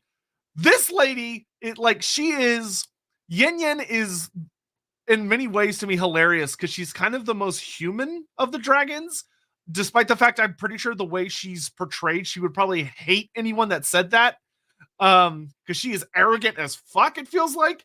But she's literally trying to invade people and going off on treasure hunting missions because she's on the ocean. She doesn't have to worry about any of this bullshit. She guards all the coasts where everything's great and awesome. And the fact that she's actively trying to send out fleets for glory while the rest of Cathay is struggling, she could be helping stabilize the Empire, and instead she's doing her own shit, which is awesome. That is a great portrayal of a character. Yeah, I'm very keen to see what they do with her, because she's kind of my favorite. She puts a smile on my face whenever I read extra bits about her, particularly because there is so much potential for that character to be something more than they're simply portraying her as in some quarters as a giant failure. And I'd like to see that be realized in a different way. So, yeah. Yeah, Really and then like we get Li Dao down in the south talking about that he's trying to protect against invasions from End and Koresh, which is very exciting. it. A lot of people are very eager to see the Kingdoms of End and the Snakemen of Koresh and see that they are offensive. They're trying to actively attack Grand Cathay, and Li Dao's fighting them. Of course, then there's the mention of the Monkey King hiding in the Mountains of Heaven, which is always very exciting. Everyone's very eager to see Monkey! Yeah, and then in the west, Zhao Ming, the Iron Dragon, indulges himself. I love that portrayal of Good him. word. Where it really gives off the idea that he is insular. He's not really paying attention to what's going on in wider Cathay. He's just hanging out in Shenyang with his experiments and his alchemy. And it also speaks to gold magic as a whole as well, which I quite like. Yeah, so that show of what all of the dragons are up to, which Mao Yin gets her own paragraph, which we'll go into in a second. Yep. But I love the portrayal of all the dragon kids and what they're trying to do and showing that Cathay, this is an exciting time to open with Cathay as a playable faction when we get around to that in 2 or 3 years, is that they are in a rough spot. And it's not necessarily because they couldn't unify, but because all of the children refuse to, which I really like. Like, it's not necessarily that they're being invaded by some unstoppable threat yet. But instead that they're infighting, they're squabbling. Yeah, they basically turned Grand Cathay as we know it from Total War into the Empire. Now, that may sound like a very odd thing to say, but the Empire is in its dark ages. It's at a point where it's broken with infighting. It has separated into several discrete groups. And loosely speaking, Cathay is in the same place. It may be the largest empire of humanity that speaks with one voice, supposedly, but in truth, it's broken by infighting, and 200 years of, let's say, not having mum and dad there have caused them all the old bitternesses and rivalries to slowly but surely manifest until it's reached a point where mum and dad's plan is secondary to their own concerns. And that, I think, speaks a lot. I really like it as a setup because it also speaks to the disharmony that is brought when each one of the great incursions of chaos come. And that disharmony is made manifest in Cathay with its story. They haven't tried to say Cathay is immune to this stuff. It's better than everyone else. It's just as broken and as fractured as everywhere else in the world when Azavar Kul eventually does his big, huge attack. And one presumes that mum and dad might have something to say about that. Yeah, and the things that I really like about this is it sets up the big mystery of where mom and dad are. And of course, in Total War, we know they come back at the end of this era. They come back like almost immediately after the battle, the Gates of Kislev. But we also have not had it revealed why. And what they found where they went, it's time to go home now. And the other thing that's very exciting and also I think plays false to Games Workshop's supposed future plans of never bringing back the legacy races. For those that don't know, the big bad for Grand Cathay during the time of darkness and disharmony, which is hinted at here, ends up being the Monkey King. But it's not the Monkey King that's actually the problem. It's the Skaven. The Skaven, a lot of people wonder, like, what are the Skaven up to in the old world? And from the timelines we have, not a lot. Like, they are mostly involved in civil war up until pretty much the Battle of the Gates, because that's when the great ritual happens that summons the Great Horned Rat into the world and they get reunified. But in the Total War timelines, one of the things we find out is that Clan Eshin actually makes a huge power play, and they managed to convince the Monkey King to invade Grand Cathay, but his monkey warriors are reinforced by a horrifically massive army of Skaven that successfully take over Weijin and the Celestial City, which I cannot wait to see.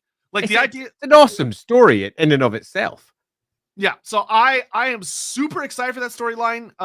Hell, if that ends up being the way the Skaven are made replayable again, that would be such an exciting new place to see the Skaven.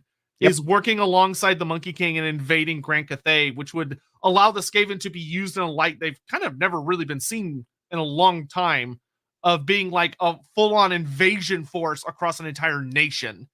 It's like being able to see the Black Plague, but it being a playable campaign instead of just a Black Library book, which is super exciting.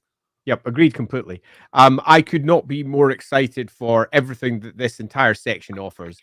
And as a general outside view looking in, this is, as I've said already, Total War changing Warhammer.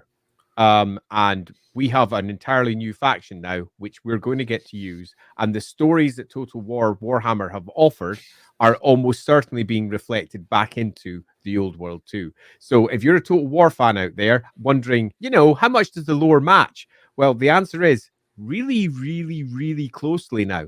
Where beforehand, I would almost certainly have said anything that happens in a computer game, take it with a pinch of salt. Because really, it's something that could happen in the Warhammer world, but almost certainly won't be mentioned in any of the games. It's just another one of those side stories. But in this case, no. Actually, the version of the old world, and indeed the Warhammer world as a whole, is presented inside Total War, is getting ported over and obviously reimagined for the needs of old world, the game, and probably if we ever get the role-playing side, that will be reimagined again for the needs of those games. But that doesn't really matter. The lore that you know is very much now going to be the lore that they're using, and that's kind of cool. Yep. And then the last section, which isn't really a lot of new information, is just explaining what the Great Bastion is. Yeah. And like how it was, the very, very basics of what it is, how it was made, where it stretches from, all that stuff. If you're familiar with the Total War stuff about it, it's nothing new. But if you've never heard about it, it's a nice little summary. Yeah. But, I don't think there's anything particularly worth looking there at. It was just, the Great Bastion, it's a thing. Yeah. The thing that I do wish they had kind of mentioned about it, that I love a lot about it in Total War, is talking about that it mentions that the Celestial Dragon and his children all pour their magic into the wall to reinforce it. Mm-hmm. But one of the things I love that they talk about in Total War is that the big thing about that is that allows it to literally be a wall against not just the physical threat of chaos, but the magical and spiritual threat of chaos, where the winds of magic cannot just blow effortlessly into Grand Cathay. Instead, the Celestial Dragon gets to siphon them into the Wuxing Compass, which is a pretty big deal. But that is the end of that section. So we can get caught up on some super chats, and then it's time for magic lore. Oh, I'm looking forward to this so much. Let's do our super chats. Well, after you fish them out, I'll do a quick go subscribe to Loremaster of Sotek, but I'll wait till afterwards. Just be prepared. I'm going to tell you to do this. Yuan Bo has to sit on the empty golden throne. Yuan Bo the Sigillite. Yeah, quite. Yeah, luckily Yuan Bo is going to survive this ordeal a little bit better than Malkador did his. Mm-hmm. Darkness and Disharmony, Mom and Dad painting minis. Oh, the terracotta hammers. Watch, it turns out they just went on a date night, and they're like, we left for 5 minutes. Have you seen the video yet, Sotek? Which there's video? A video. I'll show it to you later because it's actually hilarious. If not for Total War 1, I would not know about Warhammer at all. Yep. Well, I think this is exactly why Cathay is the way that Cathay is. Because Total War is a gigantic advert for the Warhammer world. And I don't think Games Workshop realized when they gave the license over how much of an advert it would be. It's so big that the chances that we don't get ourselves a 40k version drilled down into our eyeballs within a week is almost nil. It's coming. And exactly the same way that Old World is coming because of this. It's huge, actually huge, and you wouldn't be here if not for it. And I'm delighted to see you here, Luring Lion. You rock, and thank you very much. Yep, thank you very much. Aranthiel, so I'm aware we don't know if this exists currently, but might we see Cathay get dragon turtles, even with them being the progenitors of monks, and getting a character in Total War? I really want them. I mean, anything's possible. Unfortunately, the only answer I can give you is I don't know, because we haven't seen anything mentioned about that yet. I agree completely. I don't know. Maybe we'll see. Is it something that could occur? Absolutely. Yeah, I hope it does. Dragon turtles would be awesome. A lot of people love dragon turtles, especially after Avatar: The Last Airbender came out. Hammond, this is individually the best rewrite to date. It is indeed. I mean, it is the biggest one because they have quite clearly stated that Cathay is not the oldest human empire, and that's mental. Yeah, it really is. Bone, another question. So now it's confirmed Ostenkia is the only Hackmother, and there are no other. Then what will be their generic lords? See. We'll probably see in the next week or two. I would guess it's probably maybe going to be some kind of like Ungol character, maybe like a Kassar horse archer character type thing. I don't know. We'll see. Yeah, we'll have to see. It's probably not gonna be a wizard. That I feel confident on. But what it will be, I don't know. We'll catch the rest of the stream later. Super good stream as always. Well, thank you, Nils. Thanks, Nils. Appreciate that. Appreciate it. So, all right, before we go, I have a couple of things to say. Number one, we know for a fact that everyone that's watching us just now has not subscribed to our various channels. We would like to call you out right now and say, what have we done wrong? How have we hurt you so? Please subscribe. Go right now, click the subscribe button because we're here doing our best, begging you. Please, please just press subscribe. It makes an enormous difference for us. It makes almost no difference for you on your side, but it makes a huge difference for us on how YouTube or Twitch or anything else handles our various algorithms. So if you are out there watching and thinking, gosh, can I be bothered? Please answer that with a quick yes. In particular, there's two things to call out on that. Number one, I'm about 300 subscribers away from hitting 5K on YouTube. And when we hit 5,000 over on YouTube, there is a certain video that a certain person over to this side intends to release. And it's a big one. Certainly something to lose your head over. Yeah. And, people haven't been waiting like 3 or 4 years for it at this point. Yeah, quite. So, quick head taker, the video is coming soon. We're only 300 subs away from that. And more importantly, we're only around about 25,000 subs away from, 100K over in your side? Yeah, there's at least, something like that. Something like that. I'm making a random guess here. So, that being the case, I'm sure there are at least 25,000 of you out there right now who could just press click. And I will end with the thing that I said I'd talk about earlier. I'm not going to go into this, though, because it's not what the stream is about. But I have a new game coming out called Dark Deeds, written by Andy Chambers, who, if you know your Warhammer lore, wrote tons of stuff. Another Andy, yes, indeed. He's a big Skaven master over there. By Mark Gibbons, who, if you know your Warhammer lore, drew just about every single picture that is iconic from Warhammer through the 4th and the 5th edition of the game. Just think of that Sword Master of Horus or that Dragon Prince of Caledor. Mark has done a gorgeous job of illustrating all the cards in this one, and you right now can't buy it, but it is coming soon. I am going to give you a page you can go to, because I'm not publishing this personally, but my pals over at Modifius are. And they've got a page where you can go to right now and click a button and find out more about it. I'm also going to give you a little preview because I can, because it's, it's our company and we can just do whatever we want. We're building a website right now. So if you want to go and look at the website before it's actually released publicly, you can do so. And if you want to know about Dark Deeds, pop over there. More importantly for us, if you do want to support us building stuff, making our own games and doing roleplay stuff and all that business, okay, if you just subscribe over at Modifius, even if you're not sure if you want to buy the game, it makes a huge difference for us. So popping over there and asking for more Dark Deeds news would be super nice. That, by the way, is our... I can't believe we've got I can't believe I got a website page and everything will go in there. So that's the thing. Okay, you've got links there. Please do check them out, whether you do it just now or after the stream. It will actually potentially change my life in terms of where it goes, and will potentially mean that we make more cool stuff, and we like making stuff because we enjoy it. So I've now done that. Let's get to the bit I'm actually looking forward to. Although it was quite fun to talk about. The last thing I'll say is, please, if you're also sitting here and hanging out, hit the like button, leave a comment down below, because it helps algorithm God, which is a greedy, evil thing. But unfortunately, we have to appease it. Yeah, we do. Actually, I'm going to do a small interruption, but this is actually about what we're about to talk about, and say that it would be super easy to skip all the way to the magic section, but there is one tiny point I'd like to call out, which is on page number 218. So on page number 218, it discusses Ghams Knack.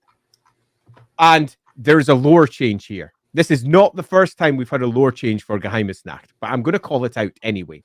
Ghams Knack, as it was presented, I can't remember which Chaos book did it, was basically any night that Morsley rose full. And they said, that's Ghams Knack, the Night of Mystery. That was a complete rewrite of what came before. And what came before was Ghams Knack was one day in the year, it's right in the middle of summer, that Morsley was always full. So Ghams Tag, the day, became Ghams Knack, the night when Morsley rose full and bad guys did bad guy things. But it wasn't the only day in the year when this occurred. On New Year's Day, Hexen's Stag, it also occurred on Hexen's Nacht.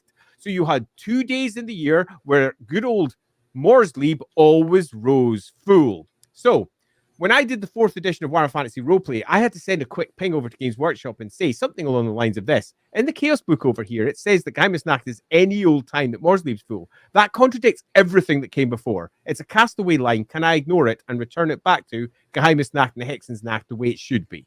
And the reply was, yeah, absolutely. Of course, there's no doubt about that. That's what it should be. They've just used the terminology here slightly wrong. It won't be a problem. To which I replied, thanks very much. I will do that. So I wrote it directly in that Morsleib is only full, certainly, on 2 days, but could be full at any other time because Morsleib is erratic.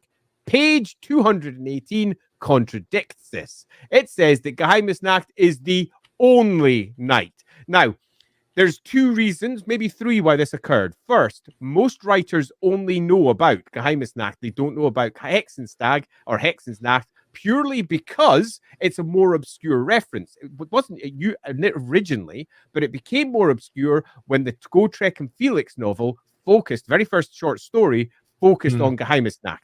So one of the very first short stories said Ghams Knack is a thing, and almost everybody that wrote Warhammer read that one story. So they focused on Ghams Knack as being the only time when this occurred. And whenever someone that knew the broader lore came along and said, you are aware of Hexen's Knack, aren't you? That's like a whole other day where this happens. They went, oh, cool. Oh, right. I didn't realize that. I'll maybe add that in later. That could be what happened here. I think it's quite likely that's what happened here. But it's quite possible also that they might have, and I really doubt this, but they might have a story planned where they intend to have Ghams Knack be the only day that it occurs, but post Azavar Kul, it becomes a thing on 2 days. Ooh, now, that would be spicy and cool. Now, personally, this is what I do if I had this book and I was just taking over. I'd go, shit, someone's written something that probably shouldn't have written. I'd go over to them and say, what are you doing here? They'd say, what do you mean, what am I doing here? It's Ghams Knack. It's more. Yeah, what about Hexen's Knack? And they'd go, oh, is that a thing? And then you'd show it to them. They'd show the book and you show where Hexen's Knack is a thing on the calendar. And they'd go, all right. Oh, fuck. Well, we fucked up there, didn't we? And I said, it's not a fuck up. We will turn this into a story. So I would turn this mistake into a purposeful choice. That's what I do if I was in control, because you could tell a super cool story about the world getting one step closer to midnight. The end times are one step closer to definitely occurring, where beforehand it was one night in the year where it happened. Now it's 2, and things have gone wrong for the old world and the Warhammer world as a whole. So that's one way of changing that. But I thought I'd call that one out because it is legitimately a change in the lore, both of old Warhammer, where they said that Ghams Knack was any day it rose full, and also of Warhammer Fantasy Roleplay 4 and all the other editions of, in fact, Warhammer Fantasy Roleplay is as a whole, where 2 nights are full moon nights. So that's worth calling out because it's a significant lore change. It isn't magic, but we're about to hit that right now. Yep. Got a lot of things to 5 guest us, by the way. All right. So the realms of magic. So the first section basically just goes over some history they kind of actually talked about earlier in the book, where it basically explains what the cataclysm was. It talks. What's interesting though is it does talk a little bit more. It's interesting to me how much focus the geomantic web is getting in the old world. Like they talk about it a lot, and here they talk very specifically about how it shattered. They talk about the world shaping engines of the old ones, which is a kind of a funny call out to Age of Sigmar, where world shaper engines are being actively used again, but by the Lizardmen or the Seraphon as they're now called. But but none of this is like super new from everything we've already talked about. But Salvation, which is the next series of paragraphs, has the really fun notes about that. It once again reinforces, and I love that Elven Waystones were merely some kind of redneck engineering additions onto something far older and far more powerful. Yeah, pretty much. I love this section because, yes, it does that. I will call out one other thing about this entire section as well. It kind of undermines much of the history that they write earlier in the book and feels like it was written by a different hand, in that the stress throughout this is elves, elves save the world, elves rock, elves see magic, elves do this, elves rock. By the way, have you met my new elven emperor? He's the best. My new elven king. Elves kick ass. Without the elves, there'd be no magic. Without the elves, there'd be no colors of magic. Without elves, there'd be nothing. Elves. Yeah, you can buy them from your local shop for $19.99. That's what it feels like. It's the same. It's the exact same asshole that wrote the Malarian section. That's who it has to be. It's that same guy. It's actually hilarious just how much stress is placed on the elves when they counteracted this earlier in the book and went out of their way to say the dwarves were doing shit, the lizardmen were doing shit, Cathay was doing shit. You know what? The whole world was trying to do something to stop the cataclysm. And here, no, it was the elves. Without the elves, nothing would have happened. The elves fixed everything. Thanks, elves. We love you, elves. It's interesting. Yeah.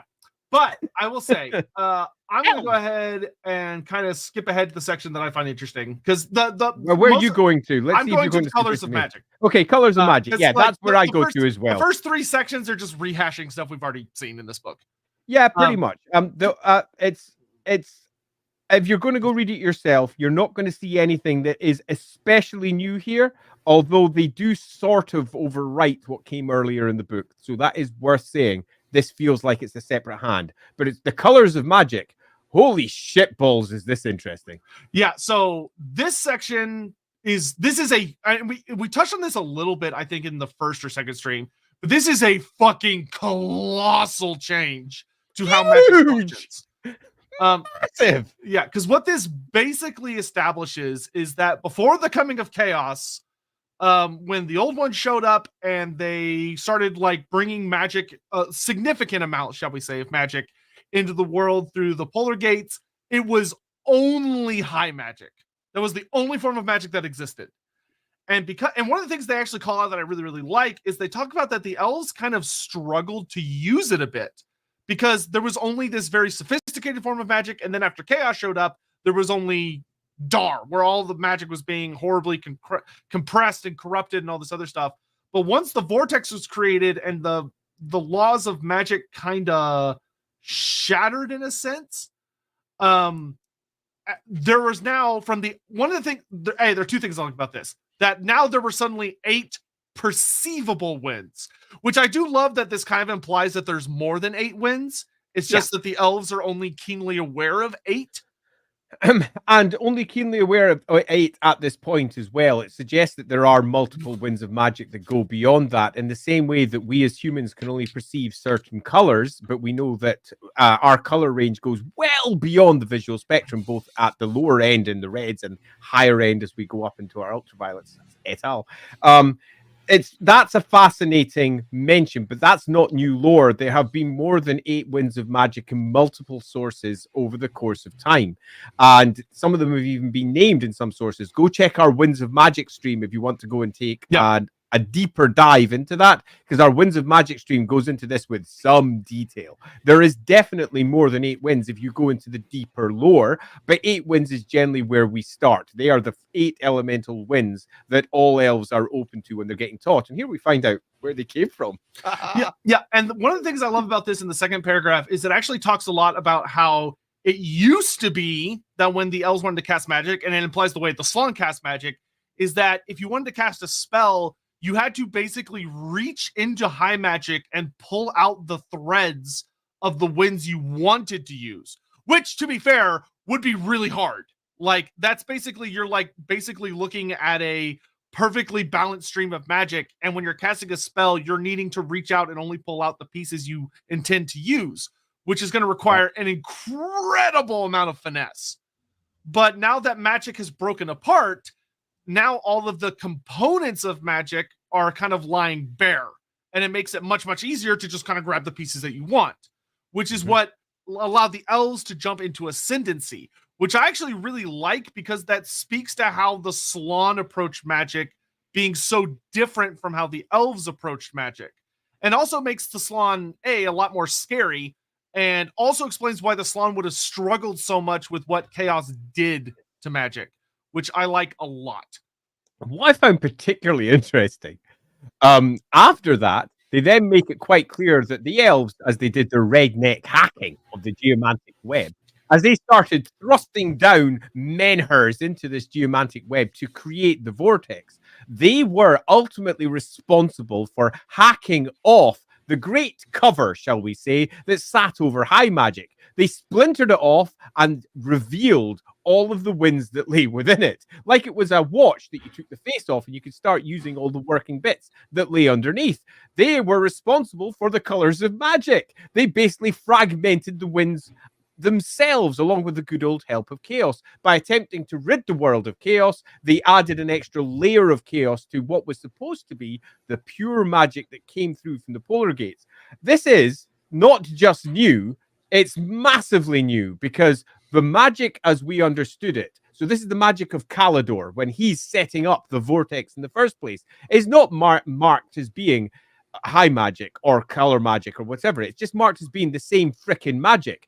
And in the older stories in particular, they take stress and time to make it clear that the magic is so powerful that Anarian doesn't want to lose it. It's an essential component of fighting against the hordes of chaos. He doesn't want the vortex to happen, and he has a strong argument against it, and they go do it anyway. But he has a massive argument against it because all of the great power that they have access to will be diminished. And what they're saying here is, you know what? Yeah, screw that. What actually happened was the elves always had it tough with magic anyway, and by creating the vortex, they now have it easier, suggesting that Kalidor is shit in comparison to the later elven wizards, which is so contrary to the lore that it's almost crazy. But then you could take a different angle and say, you know what, Kalidor, because he mastered high magic, he would perhaps, if he came into this world, master all anew. Yeah, well, that might be the case, but if he came out into this world, he would not know how to use all of those fundamental separate winds to begin with. There would be a learning process. This whole thing is not just rewriting elves, rewriting magic, rewriting the story. It's basically taken everything that has been written in almost 30 years worth of discussion about the winds of magic and said, you know what? We don't care what it said before. It's now this. It's fundamental. Is it bad? No, it's actually pretty cool. It's a nice story. It's speaking to how the elves not only fixed, but also broke. The elves didn't just resolve the vortex issue. They created entirely new issues, which empowered them and ultimately potentially brought about the end of the world. I love this section and everything it resolves. It creates a whole block of lore issues. If you're looking at a piece of lore to only incorporate what came before and add to it, this isn't it. This basically takes a gun to the old lore about the winds of magic and shoots it dead and says, actually, it's this. The elves have gone from being a species that were fundamentally weakened by the arrival of the vortex, a species that then moved into a period of high power to waning throughout because of the massive magics they had before that had been massively curtailed by the coming of the vortex. They are no longer this. The elves' entire story has been turned pretty much up on its arse without, I think, the writer even being aware of what they've done. No longer is it the loss of magic that impairs the dragons. No longer is the loss of magic that impairs many of the creatures of chaos. The Anulai, for example, that sits in Ulthuan, it's magically active because of the vortex. And it's one of the reasons that there's more monsters and dragons and more active there than almost anywhere else in the Warhammer world because of the magic. Yeah, no, that's just not the case anymore. What came before was almost inaccessible. It was very difficult to use. The Slan were using this shit and only a few others who were capable of it. None of this, the great dragon can use Azir and has been able to use it from the beginning. There was no Azir in the beginning. There was just high magic. It's a complete rewrite of everything that we know. And for me, it's both fascinating because I can see what they were trying to do and also slightly horrific because all of the stories that have been told by Warhammer have now changed with a few short paragraphs if they stick with it. Because if they stick with this as magic, the whole story of the elves has changed. The stories of the dragons, as the elves understood them, not the new story as we've now got from Cathay, but as the elves, they've changed. The stories of monsters and chaos, that's all changed. The whole point of the Anulai, that's changed. All of these tales need to be gently retold in a new way to make sense or just pushed aside. I am both fascinated and horrified by this part because I sort of love it. In fact, I go further. I kind of adore it while simultaneously kind of hating it because it makes the elves so much less of a fading power. Because of the magic, their own choices doomed their species. It caused them to break, to fragment. The power that they once held was gone. The dark elves turned to dark magic. The high elves tried to grasp onto the power they had, eventually reaching some form of high magic. That's kind of cool, but they're fading. No longer. They're not fading. They've got better. They've got significantly better across the board. Awesome. Yeah, one of the things that, the thing that I would say to me that really is interesting here is, and granted, I think this may be too, I don't mean this to sound rude. It's going to sound rude, but I don't mean it rude. There are parts of this that jump out at me as what I feel like are limitations of the author's writing ability. Of that, I think what the author was trying to imply, because the way I took it reading this, is that it almost seems to imply that before the coming of chaos, there's a lot of magic, but it's a very pure, strictly like controlled, balanced, perfect thing. And it's like, oh yeah, there are elves that can wield it, but even the most powerful of elves, it took a lot of care. It took a lot of precision, the likes of which is not needed anymore. It's possible to be much more clumsy.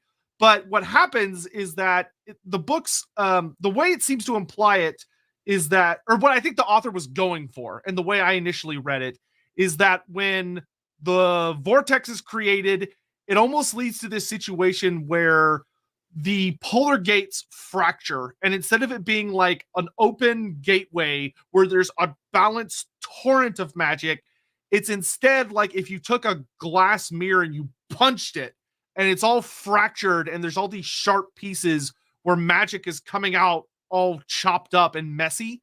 And the elves, I do love that it says the elves did it on accident. They didn't do it on purpose. Yeah, I love that. Yeah, it says though the elves had no way of knowing it, they goofed, which is funny. The elves, what they functionally managed to do is when this magic, instead of coming out in this purified torrent, it's instead being kind of torn on these jagged edges and coming out from this shattered gate as kind of a mess. The mess is being pulled down, and the way I initially read it, it comes off like, because it's a trickle of magic, it's not this great torrent, but instead more of a lighter flow that's being ripped apart as it's coming into the world and then going into the Waystone network. The elves are suddenly able to see all of the composite pieces, when from the old one perspective, that was never supposed to be the case, because there's so much, and it talks about this in the later chapter on the art of magic. There is so much more danger with magic as it now is, because now anybody can grab it. Anybody can manipulate it, so long as they just have the ability of mage sight, essentially. Yeah, which is entirely random, which is very much in line with the existing lore. So as I say, there's parts of this I adore, and I think your reading of it is in no way inaccurate. I do think that pretty much everything you're suggesting there is the case, while simultaneously adding the extra components that are quite clearly written in there. I actually sort of love it, because they have both made sense of a thing in a different way, and they started telling different stories with it. And when we've got different stories, that opens up new possibilities, which I'm always up for. I really don't like messing with the power of the elves too much. I would have preferred to see that properly handled, but it's such scant information in the paragraphs that when they actually go to detail this later, you might find that what appears to be the case in an initial reading will be gently smoothed over on the later one. You know how it is. Yeah, if I was talking to this author, the big thing I would have said to him is, you need to make sure you properly elaborate in the Colors of Magic and Art of Magic section that there is significantly less magic in the world because of what the elves did. Now, while it may be easier to control what's there, there's so much less of it that they're not capable of what they used to be. And he doesn't do that. So the reading impact this makes on magical entities. Yeah. Because, and that's where I think this kind of fails, is the only race where it addresses the lessening of magic is with the demons. Where it's like, there were a lot of demons and then now they're all gone. Where I would have really liked some more, I would have just liked another paragraph, which they could easily fit. I would have liked one more paragraph talking about how the vortex screwed with the dragons and all these other magical creatures, and how while the elves, while they had to relearn this form of magic that in many ways is simpler, they're also having to deal with a world that is fundamentally less magical. The blood of the world is lessened. So if I was rewriting this, yes, I would do something similar to that. But I would also, I think, because of the way that dragons have been discussed in many previous versions of them, particularly with their tie to magic, I would have had the magic be one of the reasons the old world came in the first place. The gates were effectively great lenses that were used to concentrate and control this magic, the fragmentation of the gates. That's what causes the colors of magic to start fragmenting out into different directions, much as you suggest with the shattering of that mirror. That would have made a clearer, more sensible story. It would have also made a clearer story to the dragon emperors of Cathay, or the dragons of Cathay, and also why the dragon kids are still so vibrant and alive in comparison to Dad, because they're not dragons per se, they're half dragon. So they don't rely upon the winds of magic to the same degree. The winds of magic being a part of the Warhammer world gives an enormous impetus towards where Age of Sigmar is going to come from as well, where the winds of magic are intrinsic to the realms and exactly how the gods work over there. This is a special place. This is a fated place, and the winds of magic are an incorporated part of that. And to simply say they came about because some elves were fucking about with a geomantic network was, for me, an exceeding error. Massive error. Super cool and fun as a story, but an enormous error to simply say that this is something that was created out of this mess. No, it should always have been there. It was the point the old ones were there in the first place, obviously, because it's what becomes the case for Age of Sigmar. So breaking that is breaking the links to Age of Sigmar and what makes that setting unique, and also breaking the links to why the old ones themselves came, as they saw the potential future for what the Warhammer world was going to become. And simply saying it was a bit of a, oh, it's because they hacked in some stones, that's weak-ass storytelling. There should have been a better part of that.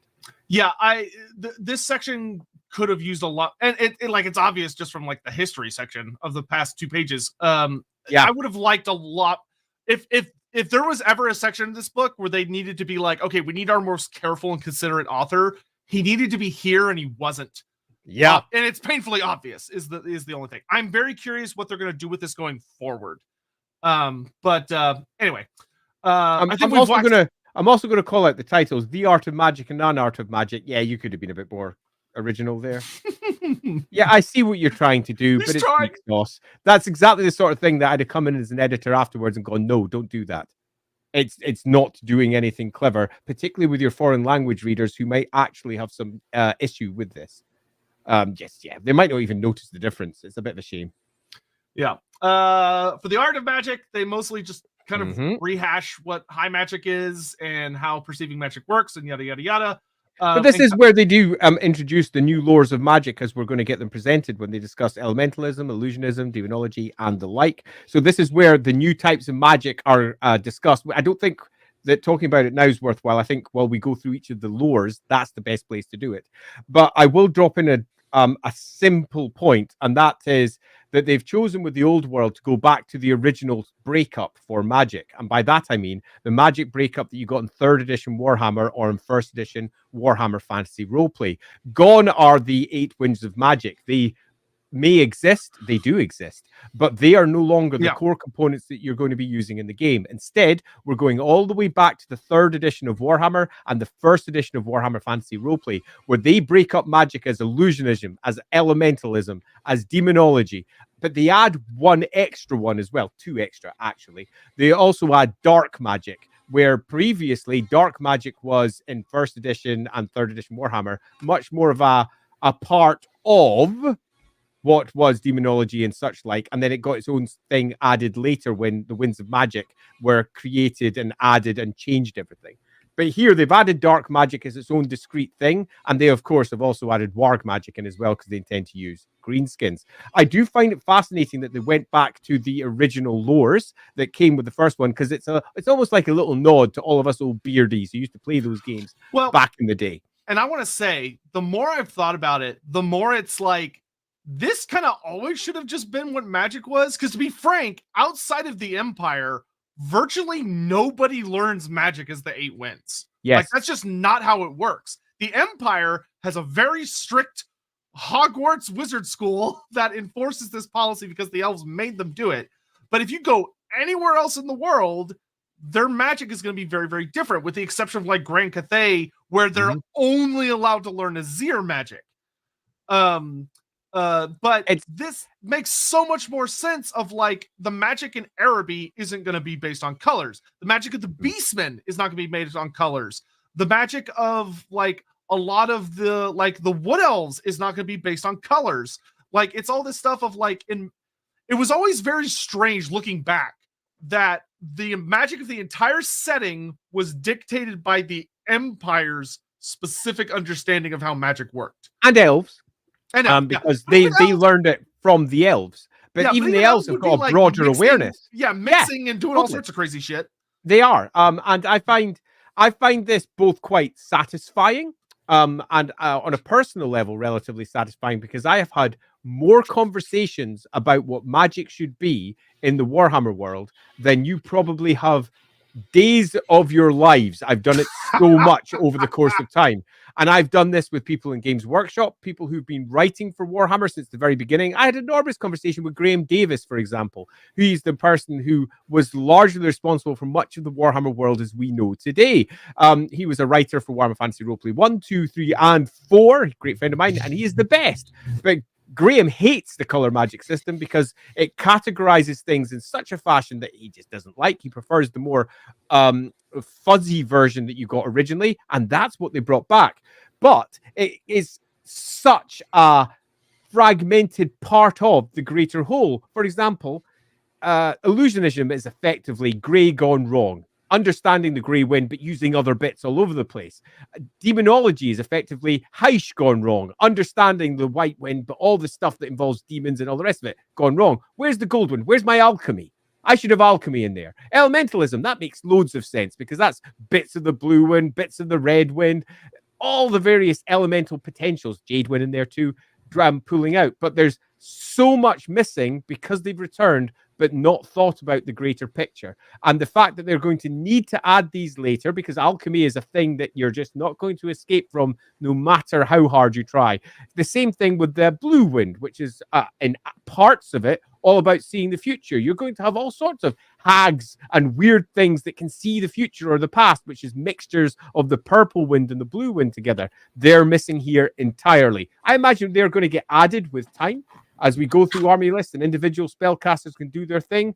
But I think it's a real shame, not that they've done this. I think this is great, actually great. But it's a real shame they didn't hint at the greater picture. They basically said everyone is either a battle wizard who have studied for battle, or they're one of these other things, which to me was really limiting because it's a really limited split.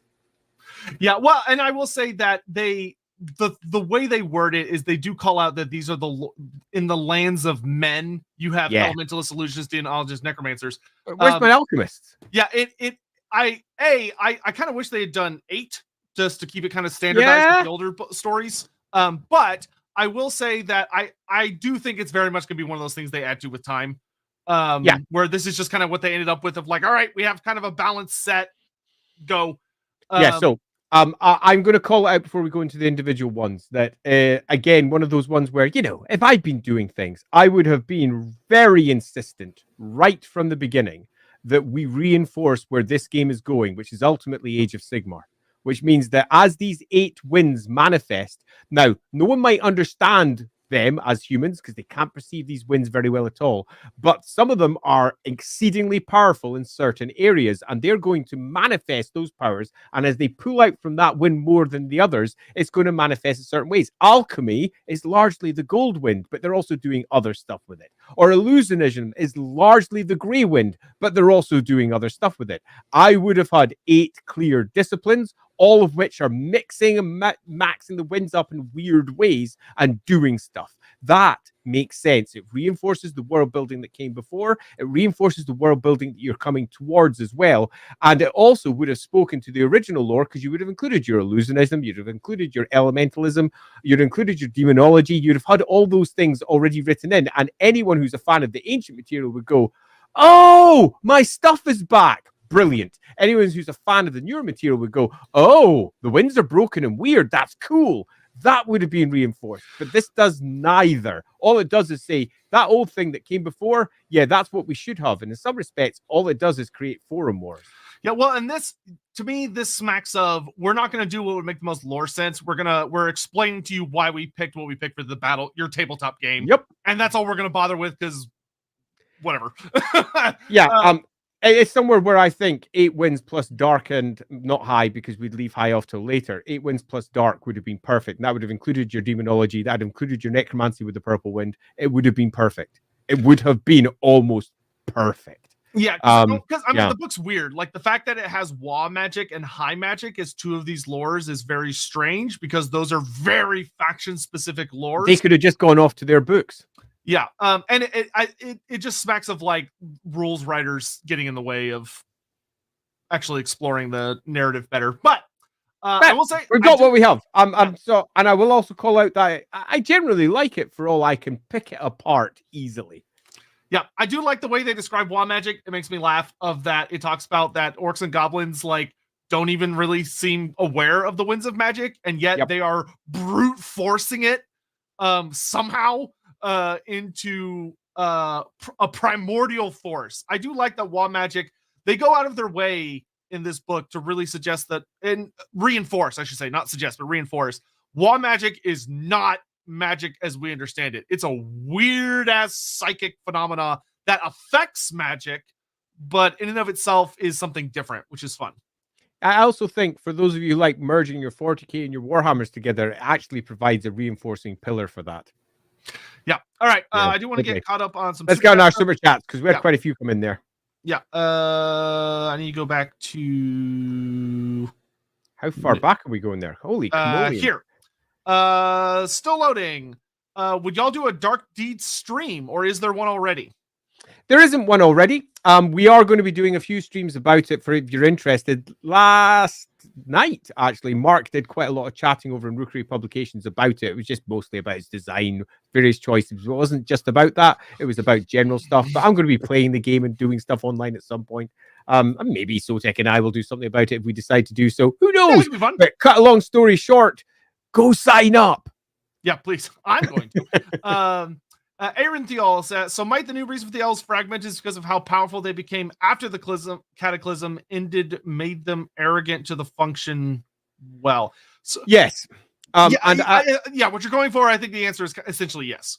Yes, and I think that what you're suggesting there is a story that I would lean into to try and reinforce what the corrupted winds of magic can do, in that they were flooded through with this new, let's say, ribboned version of what came before, and have been using it for some time and opened themselves to corruption and an eventual fragmentation as we have our kin strife and dark elves and high elves and wood elves and all the rest of it. We can definitely build a story around that. It's a different story. It's a story that's already been told one way, and we just put a slight tweak in it to make it be told another, but absolutely that could be done. Yep. Mandatis, I like the idea that the elves both ruined magic without realizing it, while also making it more accessible to everyone, and still are pining for a greater past glory that never really existed in the first place, and yet they're in decline because of their own arrogant foolery. Broadly speaking, yes to all of that. One of the great joys of Warhammer is ensuring that all of your greatest successes don't just come at a cost, but ultimately are also your greatest failures. And the best writers for Warhammer understand that at a fundamental level. So when the great hero wins, it is for one reason or another undermined by the true intent of what's going on. And here is a perfect example of how you could tell those stories with the high elves, with their attempts to fix everything and making enormous mistakes as they do so, often in their arrogance, but often also in their desperation, because it was a very, very difficult time. And I think yes to all of that. And thank you very much again for that super chat. Super appreciated. Thank you for the generosity. Yeah, I will agree. I really like the portrayal the old world is leaning into heavily on. In the older lore, it always seemed much more strongly implied that the elves like knew exactly what they were doing and everything was very well done, all the stuff. But in this, it gives much more of that feeling of like you have like a facility that's run by a generator, and you have a child that understands electricity is a thing, and they need electricity, and the generator's broken, and they're trying to fix it, but they're literally just a fucking kid, and they have no idea how this thing works. I'll go further with that and actually make it something that you can immediately and directly relate to. All right, all the nuclear engineers have just died. Go fix that plant. Yeah. And that's something you can do right now. Go try it out. Figure out in your head, how does this work? You have no internet and you have no manuals. But you know what it does because intellectually, we all know what those plants are kind of doing. And some of us will know more, some of us will know less. Some of us may even be gentle experts on parts of it, but we don't understand how that plant works. And then you've got to try and fix it so that it supplies energy for everyone. Away you go. And you're going to fuck up. It's going to go wrong. And I think that is exactly what it should have been for the elves. There's a reason that Inarian did not want this to happen. There has to be a really good reason, or he's just an idiot. So he's not an idiot. The first Phoenix King is anything but. And simply saying, oh, he was corrupted by whatever you wish to choose as the corruption of the day, I think is weak sauce for telling that story. Yeah, the newer lore actually does put a lot more awesome struggle behind Calor's decision. Like, especially if Calor was vaguely aware this was going to happen, that also makes that decision a lot more, not damning's not the right word, but a lot more of like, there is no better option. I know this sucks, but like it's this or death. And then everything like you don't understand the ramifications of what you're about to do. Yeah, totally. And I love that. I don't love aspects of having to rewrite it all, but I do love that. Yeah. Is there any Ender Koresh lore in the old world? They're mentioned a decent bit, but very, very minor. Yeah, it's like totally minor. Bits and pieces here or there. Very little to actually pin a hat on. They still exist. Hang a hat on, pardon me. They still exist, and that's very good. Like Kingdoms of End are still a force, and the Snake Men are still a thing. So good for them. Laughing God, could the altering the nature of magic in the old world be a sign that they might do a multiverse type situation in the Age of Sigmar and the old world depending on the success? No. I know so many people don't like the end times, and there's so many people that love the era of Karl Franz, and they want there to be a situation where the old world advances the timeline to the era of Karl Franz and just doesn't do the end times, and it's just not gonna happen. It's just there is no scenario where even if the old world made $1 billion, that's not going to incentivize them to retcon the end times. All that's going to incentivize them to do is write more stories about the old world, maybe pop to a different period. They have 15,000 years of history to work with that they could jump around to different stories. Like the idea that, oh, well, this means we don't need Age of Sigmar to be the sequel. No, that's in stone. I don't think Games Workshop will ever change that, especially since Age of Sigmar is a very profitable setting in and of itself. Yes, it is. And it's also their core setting. Let's make that very clear.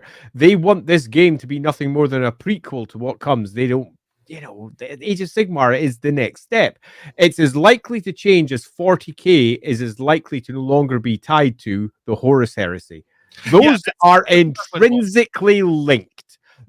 One made the other. That is it. Now, no matter how much you might look at the Horus Heresy lore and go, I really wish they hadn't just made it a whole bunch of men, because these stories, for all they occasionally intrude upon them, are not necessarily the best. The deep Greek tragedy of it all is nevertheless fucking epic and awesome. That will never be changed. That is what it is now. But when I say this, and when we take into account all of the things that happen in the old world, in the end times, through to Age of Sigmar, that doesn't mean that at any point they won't come in and say, you know what? 20 years later, for example, it's now time for us to do Warhammer again. And it's going to be the Age of Karl Franz again. And we're going to do all of this again. And we're just going to lay out a new game in this era because we can. The chances, I think, are super low. But let's just say they do. That won't change the fact that the end times will happen. Might they repurpose the end times and make it happen in a different way? Sure, they might. And might the stories be retold in a different way? Sure. But I think the important part to understand here is it's never, ever a multiverse. For all those who are reading it from the outside, can't help but go, none of this works together. It's all broken. Every single time I read this, I'm like, you've changed it again. Like, you must be new here. They do this a lot.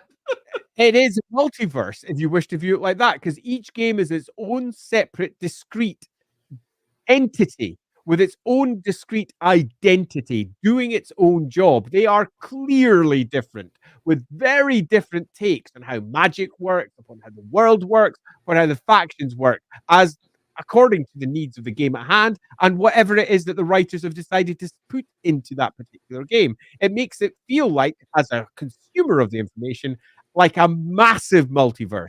But as far as Games Workshop is concerned, it's not. It's all one big timeline that they can reorganize as they prefer. Yeah. And the best way I can explain it is if that to suggest that because the old world is changing things, that they must be going with the multiverse theory would be like be sitting next to someone who was there for the transition from 3rd edition Warhammer Fantasy to 4th edition Warhammer Fantasy, or from 4th to 5th or 5th to 6th, and them being like, oh, they changed so much. Clearly, this must be a multiverse theory and not a retcon of the stuff that came before. Nope. And that's just not how GW operates. But I will say, Blood Bowl, that's in its own universe. Yeah, that's true. That's true. But it's also... Okay, but it's not a multiverse. It's Blood Bowl. Yeah.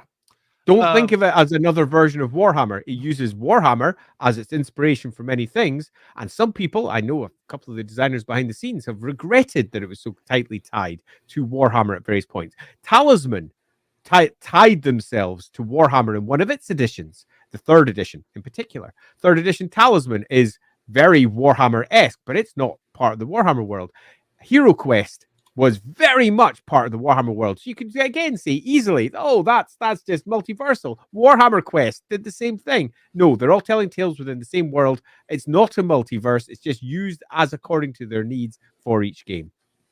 Yep. Mandatus, also my favorite spell, might be Demonic Vessel. That's very chaosy, and yeah, used by Sorcerer Lord on Dragon. Do not think. We'll get into the lores, but what Andy was saying about Demonology actually being very Hessian is a lot more accurate than you may realize. Mm-hmm. When you see a spell like Demonic Vessel, your brain may be like, oh, well, clearly this is a chaos spell. Not necessarily, because you have to remember the term demon is not as black and white as we tend to see it as. Because to us, we see the word demon and go, oh, chaos demon. There are other kinds of demons. It's the wind of faith, the wind of faith. Yeah, like you have to, because remember, that could be someone that is also essentially like it talks about it, which we'll get into in a minute. But it's interesting stuff. Lore enough to make End Crash DLC if they wanted to, yes, because Games Workshop would just write it. Yep, totally. That's how it works. Yep, 100%. All right, so lores. Battle Magic is the first one on the thing. Battle Magic is the most Battle boring. Magic. Yeah, I'll say it. It's the most boring. It doesn't have very good theming. I mean, other than the fact that it puts a clear gnome near the bottom of the page. yeah, the gnome is the most exciting part. Yeah, that's super fun.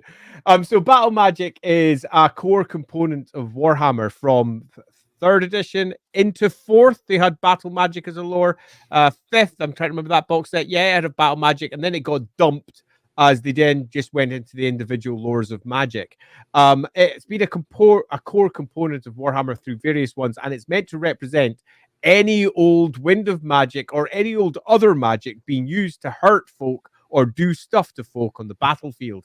And they might be any sort of tradition. So you could have Ooga Booga type, shamany types, or we could have a high wizardy ice witches or whatever, all of them potentially using battle magic in one fashion or another. And you tend to find that Games Workshop often lapse into stereotypes when they do this, often to poor effect, as I noted with the Ooga Booga. Go Games Workshop. But loosely speaking, this is just the generic, you've got a wizard on the battlefield, they can cast spells and do shit lore. And it is ultimately exactly as described here, flavorless. It doesn't have flavor other than we use it on battlefields. It is one of the less well-written aspects of this book, I think. Yeah, Battle Magic sucks from a lore perspective. Like the rules of it are great; they're fine. Yeah, they're fine. But it like flavor-wise, it's a boring as shit lore. They should have replaced it with like alchemy, which could have done a lot of similar things, but been way more interesting. It like overall, like the spells are fine. It uses spells from the lores of fire, beast, shadow, and life. Where you're like, oh, fireball, you throw a fireball. Curse of arrow attraction. You know, you make arrows more accurate towards certain targets. Pillar of flame is it's a fire spell. And then oaken shield. Oh, you get like it's very basic, bitch. It really is. And some of this feels also like it's a bit elementalism. It's because they've added character to the spells. Fireball. It feels like it's not battle magic. It should have been some sort of ball of energy that could have taken almost any form. There's lots of things they could have called that spell, but they've contextualized it as a single thing, which makes it feel more like elementalism than it does actual battle magic. They've sort of crossed the streams already, and that I feel is a little unfortunate for the theming and the understanding of what these magic types are attempting to do. Yeah, I mean, it's great for the rules. The rules are fine. Well, but the writing behind them could have done with a tweak. Even from a rule perspective, battle magic doesn't make sense because the idea is like, oh, this is magic used in war, but so are the other 5 lores. Yeah, I know. And it's like, now, if battle magic had been like purely offensive spells, like if they had made it where like, oh, this is a pure damage lore, so it's magic missiles, magic vortexes, and assailant spells, and that's it. From a rule perspective, I would have been like, okay, cool, this makes sense because it's like pure offense, but it doesn't. It's like every single other lore. It's got conveyance spells, hexes, enchantments.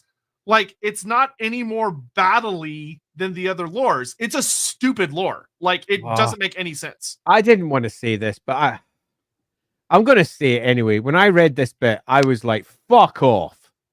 That was my first actual reaction. I was going to keep that to myself because I don't like being negative. But I read it. It's dumb. I read it and I literally went, fuck off. This is written without any thought as to what they're attempting to do. They have not in any way justified the spells that they've put in there. They've not in any way justified why battle magic is discrete from the other lores. All they've done is gone, oh, battle magic was a thing in a previous edition. We'll just write a battle magic section and dump some spells in it. The thought behind this is so weak that, hell, it blows over the just a...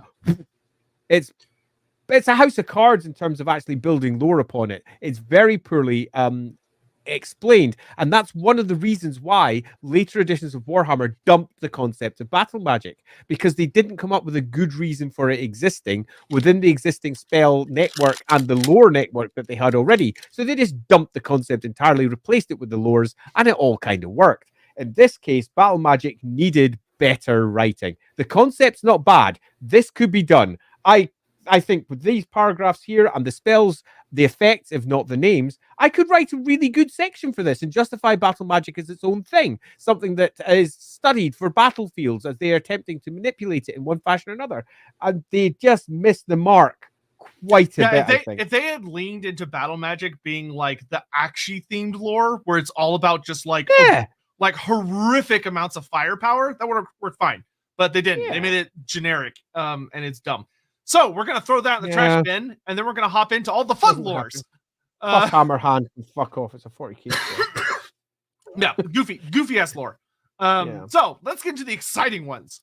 So, Demonology, yeah. So Demonology. So Demonology is actually worded surprisingly clever when you really stare at. Like, initially, it looks really basic.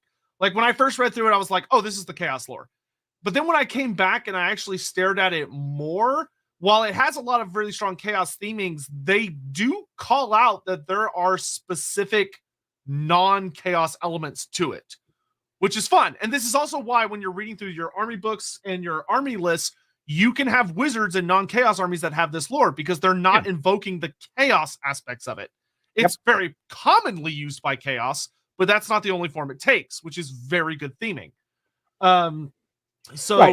Like, literally with the old worlds, like, I love this first sentence of, when a denizen of the old world thinks of demons, they imagine nightmare servants of the chaos powers, yet the pantheon of demonic beings is far greater than this. Within the realms of chaos, there dwells an infinite number of creatures that owe no allegiance to the ruinous powers. That's awesome. Yep. Okay, so I have a couple of things to say. One is just a small editorial point, because it really bugs me that both paragraph 1 and 2 of the color text open with almost identical sentence structures. Okay, when a denizen of the old world thinks of demons, and then, in truth, denizens of the old world think of demons rarely. Oh, fuck off. You could have written that so much better and more thematically. I see what you're attempting to do as you call out each, but that's just weak sauce. That deserved a quick rewrite.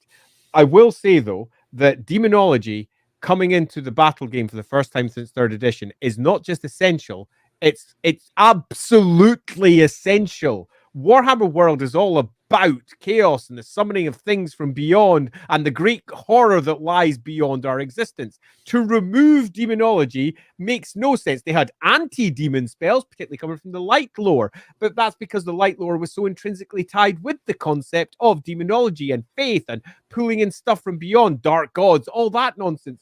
There was a massive hole in the lore here when you're given the winds of magic and the chaos spells as a host of rules that you have to replicate in a different setting. Let's say Total War, or let's say fantasy roleplay. You are left looking at it going, so how do I summon a demon then? What do I do? Yeah. What do I do? How do I draw power from demons? How do I make pacts with them? And you have to just write extra rules because it's completely missing this core component. When we did the 4th edition of the game, I added demonology directly back in because it was required to make sense of the world as a whole. And having it added here, when I reached this page, my previous fuck off went to, hey, I was doing my happy dance. This should be here. 100% should be here. I did find it amusing to see Steed of Shadow pop into that one. That made me very happy because that's basically a grey spell, Shadow Steed, popping up into what is effectively what... It's a summoning. It's summoning a magical entity. And exactly on point. And it really shows the mixing of the winds that you would get with people who are demonologists rather than worrying about the individual winds. It also speaks to the weakness of the wind system and using just the 8 colors of winds to replicate the things that happen in the Warhammer world. And going back with the old world to what it once was, here is an absolute strength. This is where it's shining. This is where they're combining the winds and bringing about a better, more effective tale for how magic works. Battle magic was handled badly. Demonology in its conclusion, I would argue, is almost the exact opposite. Yeah. One thing I will also say, this is technically it's a rules thing, but I think it represents the lore so much better is how magic works now. Yeah. The fact that wizards are active participants throughout the entire, like, it's not a magic phase where you have wizards like going just for a couple minutes in the battle against one another and that's it, but instead they're constantly participating throughout the battle. And assailment spells I fucking love. The fact that wizards are dangerous in close combat is so much better than the old stuff where they just weren't, where like your goal was to try and get your wizard in like the 2nd rank or get them like way off to the side or like do whatever shenanigans you could so they weren't in combat. In this game, the old world, which is so much better, you want your wizard in the fight because their assailment spells will wreck shop because they're fucking wizards. Like, of course, when they get into combat, they're going to go boom and just blow up like a whole front contingent. Like, this is so much more accurate to portraying what wizards would actually be like in battles, where they have a lot of different roles they can fulfill. And there are wizards that they might be a little squishy, so to speak, but they're going to cast and unleash horrific amounts of damage in combat scenarios because they're not powerless. I'm also going to add a small note about the spells as well. And that's that here we've almost got it sorted in a fashion that allows it to be a generic set of spells that could be flavored differently, but they screw up in a couple of places. And I'm going to call it out. The summoning is perfect. You're summoning something. Great. You couldn't ask for a better spell. Now, you've got then Steed of Shadows. Not perfect. Shouldn't have been shadows. It should have been Steed of something that didn't tie it to just the grey wind. It should have been something that spoke to the possibility of what would come with the grey wind later without it being that. To me, that smacks of them being like, hey, remember this spell? You remember this spell, guys, from 8th edition? Here's that famous spell. Gathering Darkness. Fine. Demonic familiars, I would rather demonology wasn't necessarily tied to only demons. So having familiars is perfect. Demonic familiars is perhaps too chaos, but not necessarily bad. Because you've got to remember, in the Warhammer world, you have spirits of all types as well. And demonology as a type can contact spirits. Demonic vessel, again, demon is perhaps strong, but I'll live with it. Vortex of chaos, I'd have preferred not chaos. Vortex of something would have been better, but Vortex I'll live with. And Demonic Vigor. So the only one that I really have any particular issue with is Steed of Shadows. I will also call out the fact that they called 3 of them demonic. Yeah, weak sauce writing. They're like demonology. Hey guys, it's demonology. So demonic vessel, demonic failures, demonic vigor. No, you You be more imaginative. Thesaurus! There's lots of words you can use instead. So I love the toning here where you're not calling out it being one thing in particular. This isn't like the previous one where you've got fireball, which says immediately it's fire. It's actually the only one that does the same thing here broadly is Steed of Shadows, which I think could have done with a I quick would have loved reading. so much if they'd stuck with the theming of the signature spell of the summoning, where like instead of demonic vessel, if it was like the pact, and then demonic vigor was like the some other word that's similar. That would have been a much stronger theming. And all it would have taken from the writing of it as well to say, you know, demonologists and the different forms that they can take. So it's not just necessarily making pacts with chaos and demons and all the rest. It's controlling them and using spirits from beyond in ways that they do not like. So you're actually manipulating the things that lie beyond to your own ends. And that would have been beautiful. But yeah, it's a little bit too demon focused in terms of the writing, I think. But yeah, I will go back to my original comment. I freaking love this shit. Should have been in Warhammer all along. Yeah. I think we should probably super chat in between before we go to our next one.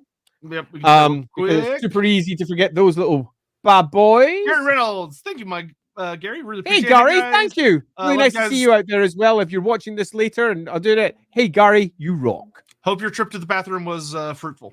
Necromancer Cobalt. Preferably with less fruit. Tabletop question: how is Necromancy as far as having a player use it? If it isn't obvious by my name, it's my favorite type of magic. We'll get to Necromancy. We're not there yet. We're almost there. We're almost there. It's coming up. It's coming up quick. But the answer is it's actually way better than it used to be, in my opinion. Yeah, we'll get into that. All right, dark magic. So this is your chaos lore, functionally. This lore. Interestingly, none of the spell names are original. They're all taken from 8th edition lores, where Doombolt and Word of Pain are from actual dark magic from the Dark Elf book. Stream of Corruption is a Nurgle spell. Infernal Gateway is Zinch spell. Phantasmagoria is a Slanesh spell. Battle Lust, I think, is actually a newly named one. And then Soul Eater was also from the Dark Elf lore. Yeah. So what they basically did is they took dark magic and the chaos lores, and they kind of mixed them together and were like, okay, here's your new dark magic. Though I will note they do not explicitly call out the dark gods in the 3 dark god spells. They'll seem more like Easter eggs as opposed to, because they could have been like, oh, it's the Stream of Corruption is the power of Nurgle being vomited from your mouth. But they don't say that, which I'm glad. They say no, the wizard literally throws out his hands and a stream of dark magic tears the flesh off the people in front of him. Cool. So there are some fun call outs, but I'm glad they didn't lean into it of being like, oh, look, it's dark god magic. It's just dark magic. So I am going to take a slightly different line because I think Sotek's line is correct, but I think thematically they made a poor choice. And the reason I think this is because it makes chaos magic not unique. It makes chaos magic just part of a bigger whole of stuff rather than being tied to the individual gods and the gifts they provide or whatever. It takes away some of the theme of chaos. Dark magic is something quite different to chaos magic in the lore as we understand it. Now, that doesn't mean they're not going to change it, but I do feel that here they have weakened chaos by just making it dark magic, and they've weakened dark magic by just adding it as an aspect of chaos. And that, for me, is not necessary. There are so many dark magic spells across the various editions that you could easily have taken any of them and come out with very similar mechanical ones. Now, whilst I sort of like the nod to the Chaos Gods and also sort of like the suggestion that the Chaos Gods are responsible for the whole concept of dark magic in the first place, I kind of get that, but in many respects, it makes the Dark Elves look like fucking idiots. What I will say to counter that is that what they did for the Lords of Chaos, which I think they did a weird thing here where they're kind of like about these old spells, because we do have our actual Lore of Chaos, but it's considered one of the specialty lores in the Ravening Hordes book, because for those unaware, all of the factions have their own lore of magic. every single faction that has magic has their own lore. But they basically changed it where instead of you getting a whole lore, you get like a small handful of spells. Yeah. So like in the lore of chaos, you get an undivided spell, a Tzeentch spell, a Nurgle spell, and a Slaanesh spell. That's it. Until we get more books later, I guess. But so like I do like that dark magic is accessible to a lot more factions where it's like, oh, this is I like that also. Yeah. Perfect. I do think that the way they describe what dark magic is, they lean a little heavy into the chaos, but I don't think it's too bad. Nope, neither do I. In fact, I don't have any issue with any of that. The only issue I have is adding chaos spells to dark magic. That's it. Nothing else. Yeah. Everything else seems fine to me. Adding any spell that is a chaos spell to dark magic weakens both the theme of dark magic and chaos. Yeah, and the thing that's just strange about it is like if you didn't know these spells are from the old chaos books, there's nothing in here that implies that they're chaos. Totally. It's totally fine on face value, but for those of us who know the greater lore, you're just left going, "Oh, that's just Stream of Corrupt." What? Okay, that's what? And you can't separate that from Nurgle, no matter how you try, because it's a Nurgle spell and has been since 3rd edition Warhammer, has been since 1st edition Warhammer Fantasy Roleplay. It's a Nurgle spell, and to put a Nurgle spell into what is effectively your Dar lore is, to me, an extreme mistake. Yeah, it feels like an Easter egg gone a little sour, is the best way I can describe it. Yeah, that means we can't have Stream of Corruption for Nurgle now.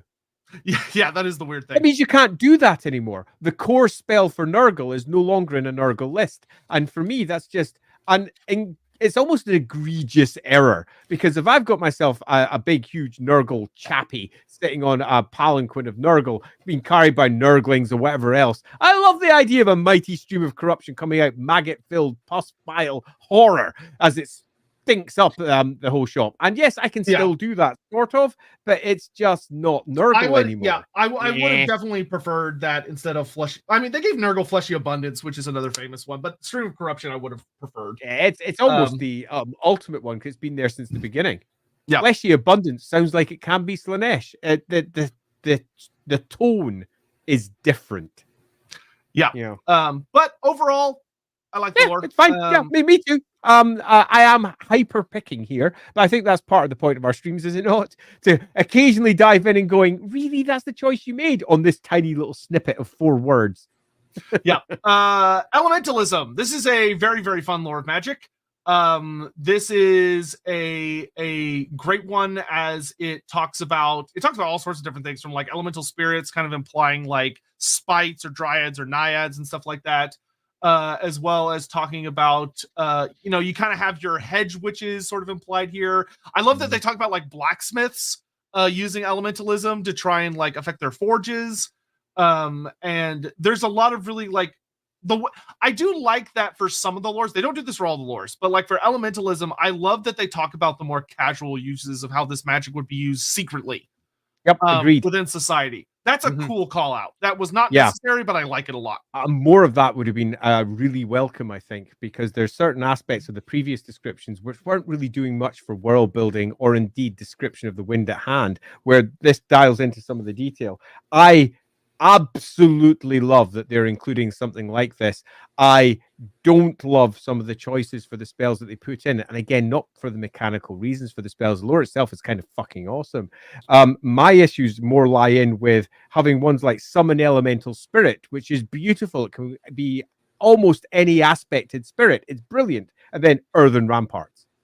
That could have been any sort of rampart. Flaming sword. What, I can't have a giant watery sword? I'm an elementalist. Surely if I want to theme one of my elementalists to say, for example, be one that's entirely water-based, now I can't. If I want to do flaming sword, that doesn't make sense according to the kind character that I'm imagining in place. And they discuss them being elementalists largely of different types, but here they are all types wrapped up with poor descriptions. Yeah, for once spells. again, I would say suffering from Easter eggs, where it's like the Yeah. flaming sword. They're going, oh, remember Flaming Sword of action? Ruin? Yeah, Flaming Sword of Ruin. Remember Plague of Rust, guys? Remember Plague of Rust? Even though Plague of Rust is really weird in this lore, to be honest. It really is a bit of an odd choice, but sure. Yeah. But like a lot, like Summon Elemental Spirit is a genuinely new spell. That's a lot of fun, really cool. But like a lot of these other ones are like clearly referencing specific spells from like older stuff, which is just they didn't have to go so heavy on the references. Is all I'm saying. Yeah, and I think that's ultimately the issue I have with the spells in general, so I don't just repeat this as we move into other ones, and that's that the lores are general, but the spells are too specific. And they would have been better giving them broader names, much as they did with Summon Elemental Spirit, which is really cool. It's exactly what they should have done. Demonology. Great. Yeah, exactly. Super cool. They work really well, but the moment they go specific, they start ruining the themes of individual armies that might be created using these things. Because you might have yourself a big fiery pyromancer type idea for your one, and you're like, okay, I'll now do a earthen rampart. Right. I'll do a wind blast rather than a searing hot blast of whatever it is that you want to be throwing in that direction. It is a bit unfortunate. Traveling Mystic Pathway, nice and bland and broad and useful. So well, we got another couple of super chats in between. How would a Cathay demonologist work? Would they summon a demonic aspect of a dragon? Also, how would the shattering of magic affect Cathay? So, okay, the first thing is that would it be a demonic aspect of a dragon? No, it'd probably be based on the entity they're talking to. So it would be like, who knows what it could be? It could maybe be an entity that appears like a spirit that maybe their people knew before the dragons took control of them, or it's a spirit of the land, or it's like a spirit that takes a particular animal form based on an animal that they've seen, or it takes the form of a particular nightmare or a particular idea they have. Like demons and spirits, the limitations to their forms are basically imagination and the fabric of reality pressing down on them. And that's about it, which is a pretty broad fucking spectrum. Could be like an ancestor spirit type entity as well. But as far as the shattering of magic, how could that affect Cathay? That's a great question that I would have loved to have seen addressed, and they just kind of don't. So I'm going to call this out. The shattering of magic and its effect on Cathay, as it currently stands, doesn't make a great deal of sense with all of the lore that we have for dragons, both the Western and Eastern kinds that are presented. So the answer to that is we're not sure yet, because it really needs to be tackled, because they have changed things. Again, I know this sounds deep, but really fundamentally when it comes to what happened with magic. So fundamentally, I would argue that certain stories are going to have to be rewritten, or what's been written inside this book is going to be rewritten again as they move into various backgrounds for various factions. Yep. And then Necromancer, I'm sorry when I said Necromancer on tabletop, I meant the role-play game. Oh, interesting. How is Necromancy as far as having a player use it in your tabletop game? Not easy, but it's totally doable. Yeah. Indeed, I would suggest for those who've been following the Lawhammer streams, there's a character in there who literally last episode pretty much gave one expression of how that could manifest. I do think that there is a far broader application of how things could turn out here. Yeah, and the best way is like someone that is either a necromancer but hiding that they can use magic at all, or is gone into necromancy but is hiding their identity, pretending to just be a simple wizard of the colleges. Those happen a lot. Especially, you have to remember the biggest tragedy of necromancy is that the vast majority, like 90 to 95% of the people that turn to necromancy don't do it for power. It's often driven by tragedy of them trying to bring back a loved one, or trying to preserve the life of someone that's incredibly ill with a sickness that can't be cured, or trying to find a secret for like a lost lineage, or get the last words to a loved one they never got to say. Like, there's a lot of great storytelling behind the people who become necromancers, but the twisted nature of Nagash's form of necromancy, which is something we're going to touch on in a minute, causes people to be corrupted by the influence of messing with that power. But there's a lot of really fun stories to be told there, especially with the player character, of trying to hide the fact they can use necromancy and genuinely not trying to use it for nefarious means. But if they keep tapping into that well of power, it's going to start to affect them, which role-playing wise could be super fun to play out. Right. Okay. Yep. Agreed. All right. High magic. Okay. So this one, it basically kind of repeats everything they talked about before, where they're like, there used to be, I do find it interesting the way they described magic in the world of that, magic used to be seen as a bunch of gentle clouds of silvery light. But then after chaos showed up, became gusting gales and swirling storms that then, after the creation of the vortex, shattered into the kaleidoscope winds of magic, which is an interesting series of ways to put it. Okay. Right. I hate this one. Okay, now there's a reason I hate this one. It's because this one says high magic is high elf magic. That's what it says. 2 of its spells are directly high elf spells. Shield of Safri, Fury of Cain. It's all about the freaking elves. They're not the only ones that use high magic. There's a lore change in that they very clearly state that no longer is it a coruscating energy, it's silver. Beforehand, high magic was often described as coruscating, glittering, sparkling with all colors, the potential of all 8 winds wrapped up into one thing. The word coruscating was quite common when you're detailing high magic. Now it's silvery and argent and similar. So we have a slightly different version, but to simply call out that one. Yeah. Well, it's like, okay, so they're like, a high mage. It's like, Slan used this is the lore. core book. This is the core book. And this means that they are saying, yeah, we're never going to use Slan. That's a lie. No matter what their plans are, they might. They might. And this book doesn't allow for something making sense that they might do. Remember when I said I wouldn't mention doing specific spells? I lied. I hate this. I actually hate that they tie it to the high elves. Now, the nature of the spells and all the rest, sure.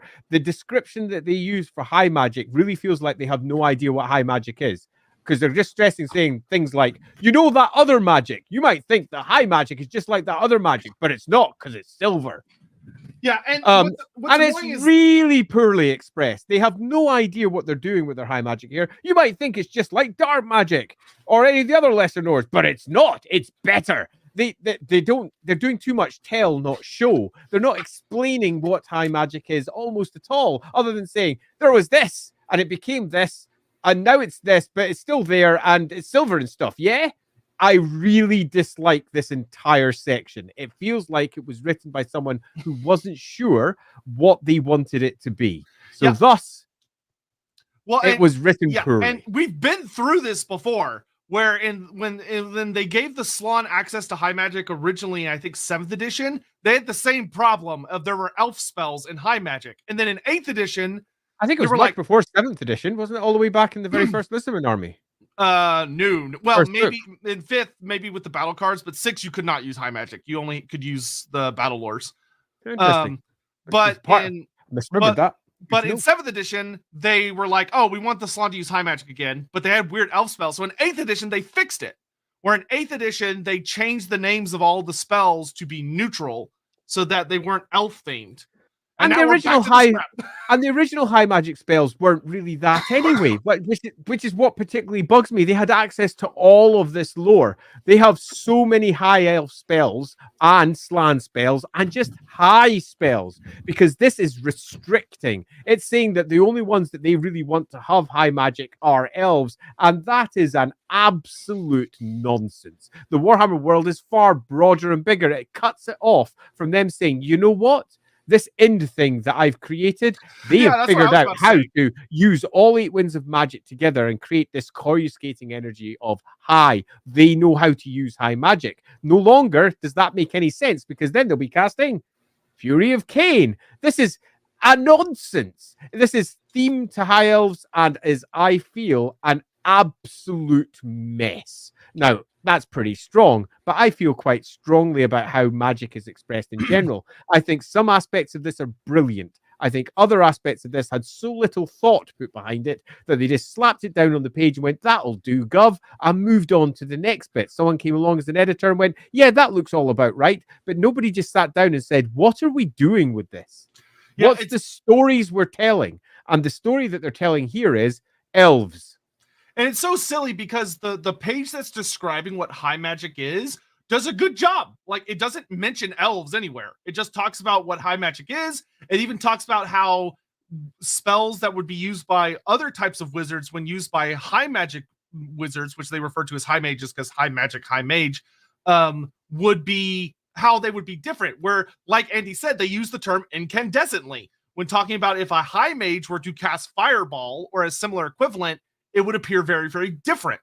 And it would function different and probably be more powerful, which is great. Like, all the wording. I don't think that's great at all. I disagree. I think the wording here is weak because they have no concept of what they want high magic to be other than it's like other magic, but better. Yeah, that's fair. It's not got any description as to what high magic is. What it's got is basically a description as to what it is in comparison to something else. You might think it's this, but it's actually better. It just feels like elf propaganda again, much as we had similarly earlier, where it's just, I feel, not as well conceived as it could be. I absolutely love the idea that it's been included. I love the idea that they've got the lore there. I think the implementation of it is so poorly considered and conceived that it's almost completely eradicated it as a useful wind, or not wind, but a useful magic for more than one faction. This is elf magic. Why are elves getting so much attention in what is a very small magic section? It's almost unfair. It's almost unfair that they get a lore to themselves. Well, and it smacks as weird because the second they introduce Grand Cathay, the Grand Cathay is going to have access to high magic. Like, the Shukigans can use it. Like, they're gonna have signature spells from the lords of Yin and Yang, but they're going to have high magic as one of the options. Which, the second they do that, then they've got to rewrite this, which is just dumb. Yeah, it is, because this is the core book, and sadly, the core book has not really considered what comes next at all. Anyway, let's grab our super chats on the way in between, because I'll just whine about this for ages, because high magic, Bob. High magic is Rastafarian magic. Balambo Clat. Fair enough. Oops, sorry. You carry on. How does spell name work? Would Tahanwin cast a transformation of Kaden, then ask himself who's Kaden? No, not in the general. That is a great question to ask, which is why the spells that they introduce are often really bad, because they are a very specific one perspective on how that spell would work. If you were dealing with the Lizardmen, Dehenwin would not cast Transformation of Kaden. He would cast a spell that is similar, and the overall product of what he's casting is not identical, but it's similar enough. But the problem when you say Transformation of Kaden is you imply that every beast wizard in the world is studying from the same lexicon and knows who the fuck Kaden is, when the only people that actually know that would be Gurite shamans. I'll take that back further. Transformation of Kaden used to be a dark magic spell. And we had exactly the same commentary when we were discussing it all the way back, and you had your dark elf turning into a manticore and going, do they really know who the fuck Kadon is in the first place? This makes absolutely no sense, and it doesn't. The spells were often written purely from the perspective of the Empire and the various histories that led into the Empire, so that if you had a dark wizard from the Empire, it totally made sense, because they were using a spell that they would have learned from a previous iteration that came into that place. And that is my issue with the spell namings here as well. They could have used more, and I hate the word generic. It's not generic. What it is names that could apply to multiple situations. So that means they can be, for example, the transformation of Kaden to one person, but it could be the transformation of, I don't know, to anyone or whatever you want to say, to another wizard. What you need to do is ensure that the spell names that you're using both have flavor, but can be used in multiple instances. And spells like that simply don't make sense. Easy to fix, though. Super easy. Yeah. God. What did Buddha when he say when he saw how an end was represented in Warhammer? It's nonsense. I'm a child. That amused me. All right, we're running low on time, so let's knock out these last few lores real quick. I'm actually going to drop out that just little comment and say I agree. Universal language makes more sense. Yeah. Nice one. All right, illusion magic. This one, it's basically just shadow magic with a couple of bonuses thrown in. Yeah, this actually is the lore that shows the issue with their choices, because this is grey magic with knobs on. Basically, this is grey magic with extra bits, and that is what they should all be. It should be gold magic with extra bits, your alchemy. Blue magic with extra bits, perhaps your fate witch or some equivalent. Elementalists are basically jade or where. That's what these should all be. And this one is a perfect example of that. And it all makes sense. And even the illusion names, things like columns of crystal, shimmering dragons, glittering robes, mind razor, interesting choice, confounding, and all the rest of it. Yeah, that all makes sense. All the names are suitably generic. They're not translated down into a single name or one species or anything else. So this is a good one.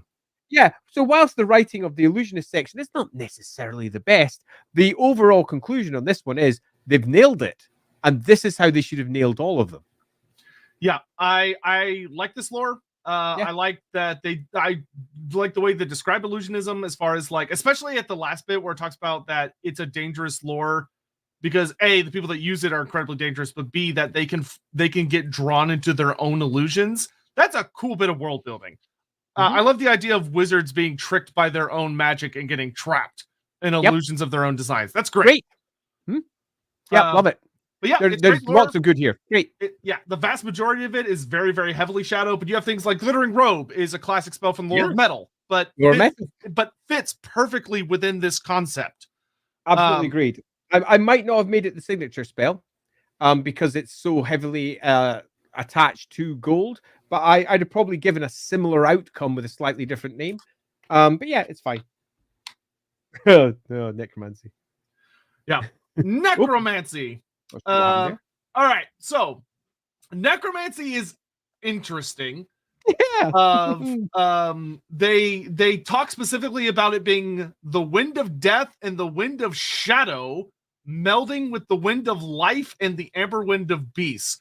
This is the only lore where they kind of go out of their way to call out what lores kind of comprise it, which is very interesting.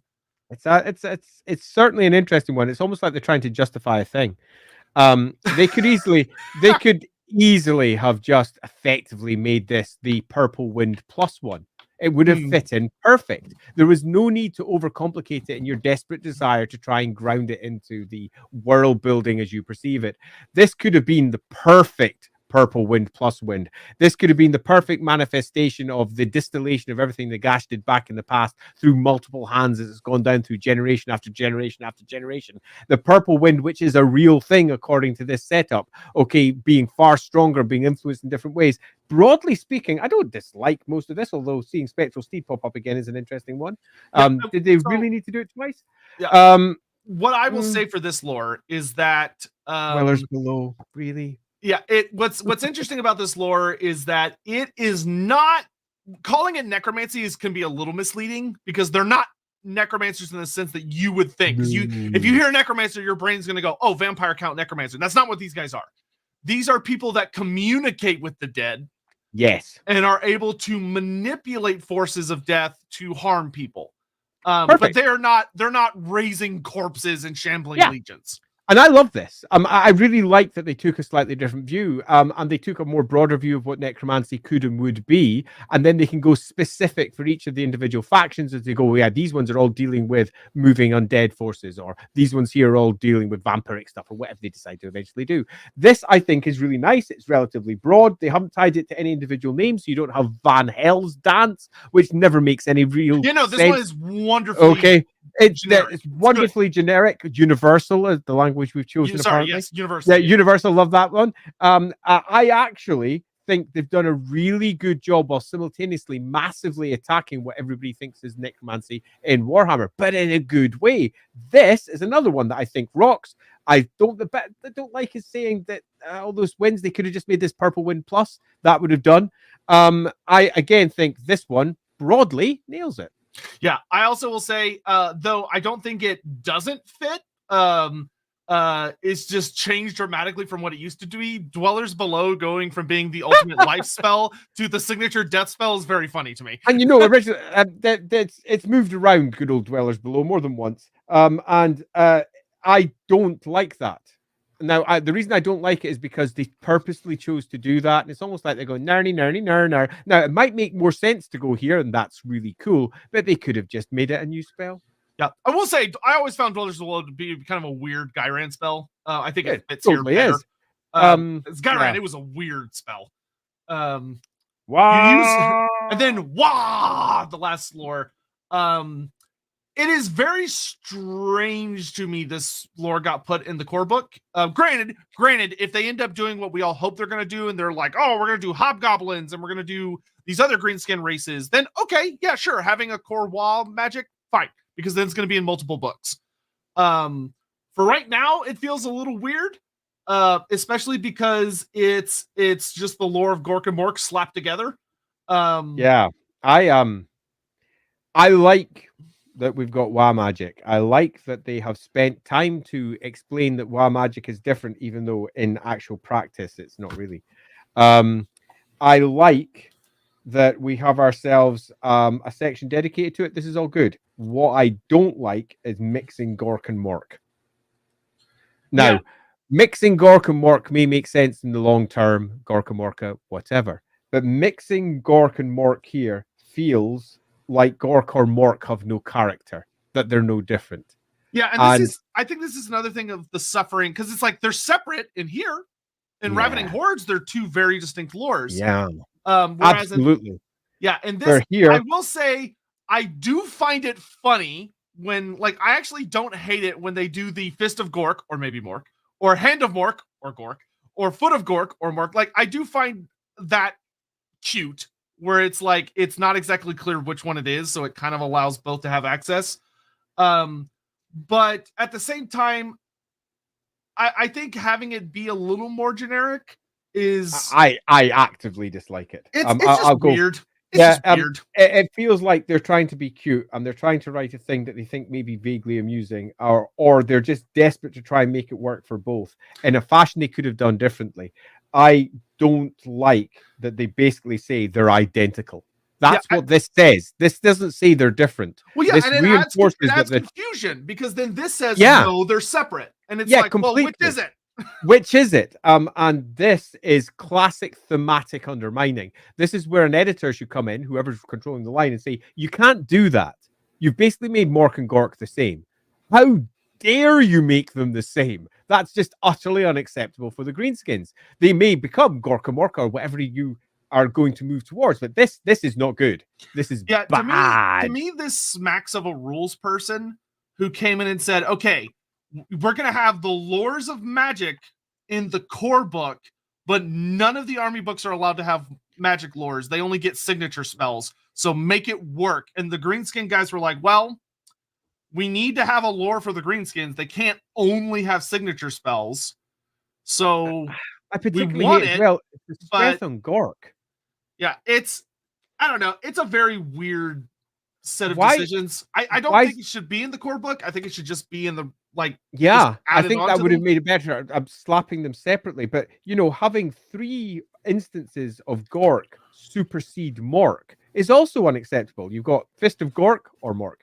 You've got Foot of Gork or Mork. Then you've got the Hand of Mork or Gork, so that's 2 to 1. And then in the actual text, Blessed by Gork or possibly Mork. Gork coming first 3 times out of 4. There's not even balance here. So not only have they basically mixed the 2 of them up and said they're basically the same, they have also balanced it heavily to Gork, saying that Gork should come first. It's almost like they're desperate for Gork and Morka to be a thing. And it's just weird. I don't like it. I think that this could be significantly better written and had identical rules. This is great, but it's just an odd series of choices. It is. I really don't like the idea that they're trying to force all of the lores of Magic into the core book and then be like, okay, all the individual armies only get signature spells. There's a time where that'll work, and there's times where that won't work. Yeah. If you want that to work, you need 10 lores in the book at least. Yeah, so it's just very strange to me. Where it's really strange. I mean, if we've got ourselves a high elf wizard who can do, say, 4 winds of magic, how? Yeah, it smacks of there's certain individuals that were involved in the creation of this book trying to force ideas that just don't fit, but they're like, fuck you, it's a square hole, make it work. And it fucks up when they do that. Like, I hate when they do that shit because it's dumb. Yeah, agreed. I'm going to bring up Cole's point there. Do you think they should have used a different term like spiritualism or thanatology instead of necromancy? No, I'm quite happy with it. I think the word necromancy is appropriate.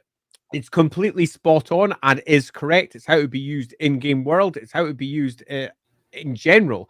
The individual types of necromancy, as the books in the Gash might pop them down, will give you perhaps access to a variety of fun and very different types of spells. But I am 100% cool with that. Yeah, the thing to do would not be to say, oh, this isn't necromancy. It would be to say, now let's explore why Nagash's necromancy is so distinct.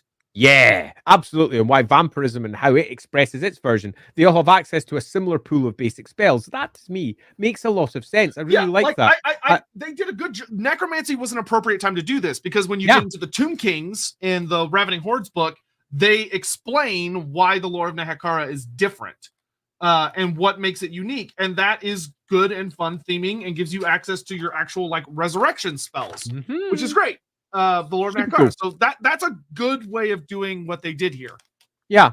So if I was to sum up this section in general, I would say that there is a really good idea here. And the idea is that we have ourselves a bunch of lores that are sort of based upon the winds of magic, but aren't, and are used by all of the different factions. That is great. But what they gave us instead was some super specific lores that won't be used by all of the factions, meaning that the core rulebook is almost certainly only going to be useful in certain places. They're going to have to add extra lores later anyway. I still think that if they just taken what they did with illusionism, with necromancy, with demonology, those 3, and added another 5 for the other obvious winds of magic alternatives, they would have had a really strong core for not only representing the 8 winds of magic, if you wish, plus signature spells for those who mastered those winds in different ways. You've also got a way of showing how the various wizards and witches and sorcerers and mages out there don't really do proper core wind of magic stuff and have some weird oddities and they create Dar or whatever else. On top of that, you could add the unique stuff like Wa, or you could add the stuff like the Skaven magic or the high magic or dark magic in its purest form or chaos magic if you must. You could add all those on, but they're not really needed except for those specific factions. So you could easily just have a single page dedicated to the lore that specific faction requires. Given that they clearly intend high magic to only be high elves up to that point, they could have just added a high lore that's especially designed for high elves in that book. They didn't. Instead, they crunched it down into a selection of lores that was representative of an old system from 3rd edition or 1st edition Warhammer Fantasy roleplay and doesn't fit what we have for the modern world. It's a great basis, though. I think if they'd just gone further, they would have had, I think, arguably one of the best spell setups for the old world they could have had. I don't think they went far enough. They should have pushed the boat a bit further. And what we have is a sort of half-half mishmash of things that sort of work, that sort of don't work. They don't make a great deal of sense in the lore, but do work fine for game balance. I've no real worry on that side. For the game, sure. But for making sense of the world, I think they've not just made errors, they've made multiple relatively deep and big errors. Yeah, I think the biggest thing would have been to say that if they do a 2nd edition, which I think they will, it would be really nice to they shot themselves in the foot by trying to force themselves to make every single faction's lore without really seeming to have a good idea of where they're going in the future in the core book. They would, hopefully maybe going the 2nd or 3rd edition, they'd make their lives so much easier if they just did 8 core lores that are like messy versions, like fun, messy versions of each of the battle lores. Maybe do a 9th lore for dark magic, and a 10th lore for like chaos magic, and that gives you like your core 10 set.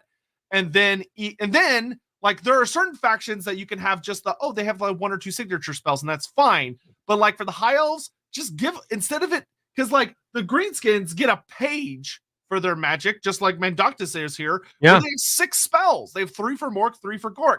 All they had to do was use 2 pages instead of 1, and have 1 page be the lore of Mork and 1 page be the lore of Gork. You're done. And it would be so much easier and so much less. They're just putting rules in weird places because they're trying to like force this to fit a certain method instead of doing what would be the more smooth solution. And it's weird to see. Yeah, I actively dislike it, but I actively like many aspects of it. To get the rules are good. I like. Yeah, totally. I find myself in this strange half position where I both actually really like much of what they've done, but think that the implementation, particularly with the writing, has got a great deal to be desired. Hey, Bearded Freckle! Happy birthday, Bearded Freckle! Happy birthday to you, good sir, and thank you very much for the. Thank you very much. That's an odd back front birthday gift, but happy birthday nonetheless. Super nice. I'm really glad that it's all going over there. I love when people give me money for their birthdays. That's very Warhammer, though, because in the Warhammer world, if you didn't know, on your birthday, you give gifts to other people, at least in the Empire. It's a very Shallian thing to do because you are being thankful for the mercy of your continued life.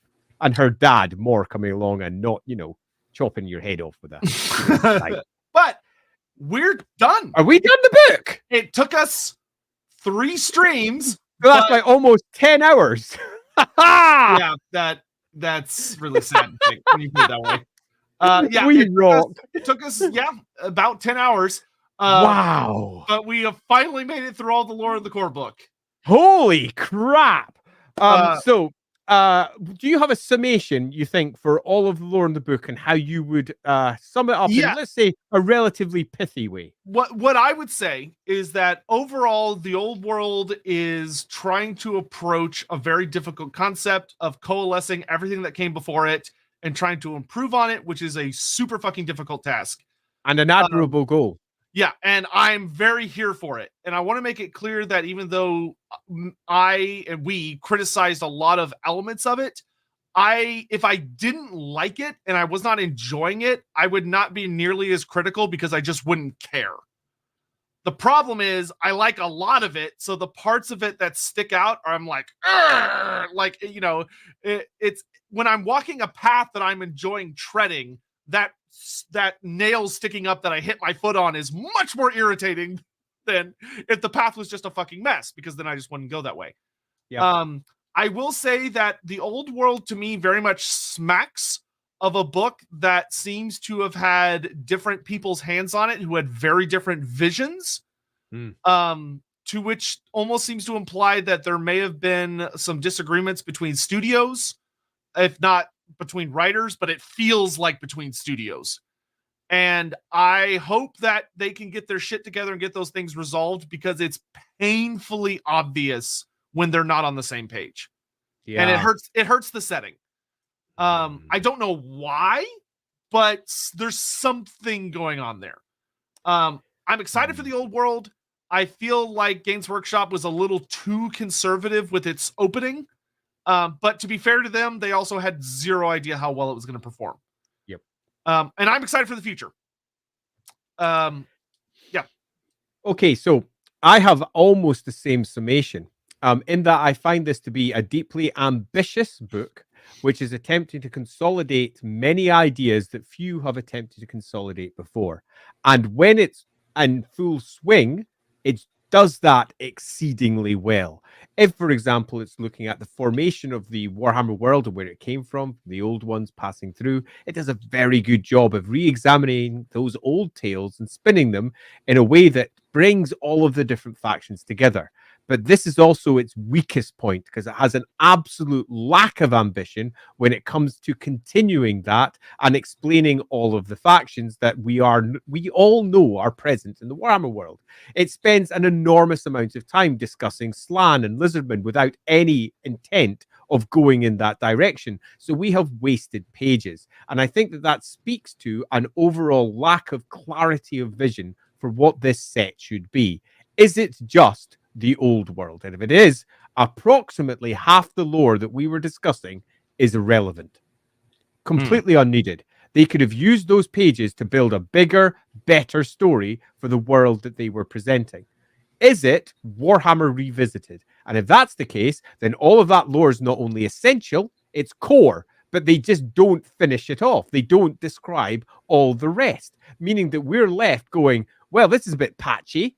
There's some bits, but there's not other bits. They've detailed this. They've spent a long time talking about things that are never going to be relevant. They've got a whole bunch of very pointed comments about Pirates of Sartosa, for example. But they've also got tons about Skaven. They've got this. And there's so much patchiness as to which parts of the lore they're interested in. The elves are the best. No, actually, it was everyone across the world. No, it was just the high elves. Here's our spells. This is a page for just high elves. This is a page for just orcs. These pages are sort of generic and weird and for everyone. The lack of clarity of vision runs through the entirety of the background and seeps into the rules in some places. For example, in the spells. Now, the spells themselves work, I presume, completely fine for the game. I barely even come to playing the game properly yet. I am sure that once I play the game, I will have some deep concerns regarding one rule or another. That's always the case of Warhammer. I've played every edition of the game, and each edition has got its strengths and weaknesses. Some of the editions are absolutely marvelous, others are less so. But this one here, it feels like somebody started off with trying to make Warhammer Revisited, focusing on the old world, and it turned into just the old world. And then it turned into a bit of the old world and a few factions. And at one point or another, an editor needed to come in and say, there needs to be clarity here. Let's scrub everything clean and just build what we need for this. And spent a couple of weeks just hard editing it so that it shone. And that is where I ultimately land. I love its ambition. I'm disappointed where that ambition has been cut out and curtailed, and leaves us with a product that doesn't feel like the overall ambition has landed. But I also love the focused attention that it's bringing to the old world. But the book that they have doesn't have that clarity of focus, meaning that it does neither job well, leaving me with a not bitter taste in my mouth, but most certainly a disappointment that I can't shift. I actually adore that this exists and adore everything that they attempted, while simultaneously I've got a critical eye that looks at it and says it could have been so much more. So I'm going to conclude with one line that goes all the way back to when I finished off Warhammer 4th edition. When I finished 4th edition, an edition that didn't come out the way that I hoped it would, I remember speaking to Andy Leask, who has been on a previous episode of Lorebeards when he was discussing things. Go check that one out. It's over in Sotek's channels right now. And I sat down with Andy and I said, look, I've got the core text here. This is interesting. I think this will make a great 5th edition. I think this will make an extraordinary 2nd edition. I think they haven't nailed it yet, but once they get down and realize what they want to make, it will be amazing. It's a little bit like Age of Sigmar 1st edition. I was about to say the exact same thing, where Age of Sigmar, they had no fucking idea what they were doing in 1st edition, and it was garbage, and 2nd edition was fucking amazing, and it's only gotten better since. And I think that's what we have here. We've got ourselves a game that doesn't really know what it wants to be. And because of that, there's many editorial decisions, there's many writing decisions, and many lore decisions that when you look at it in face value, just leave you a little bit puzzled. For someone who's coming to it for the first time and knows nothing, they'll miss almost all of it. They won't be aware of this, and that's fine. But for those of us who've been playing right from the beginning, we can't help but look at this and say, okay, interesting choices. Okay, I see what you do.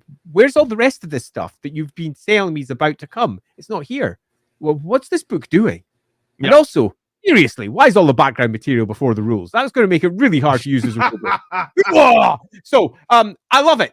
while simultaneously, I am hypercritical about everything it offers, and I'm super excited to see what's going to be coming next. I am going to be collecting this shit. We'll see how well I do on the actual painting side, but we have a lot to go when it comes to old world stuff because there's going to be more releases to come down the line. And clearly, if our anecdotal evidence is we're still correct, not done yet, but we have a lot of successful release coming too, and that appears to be doing very well.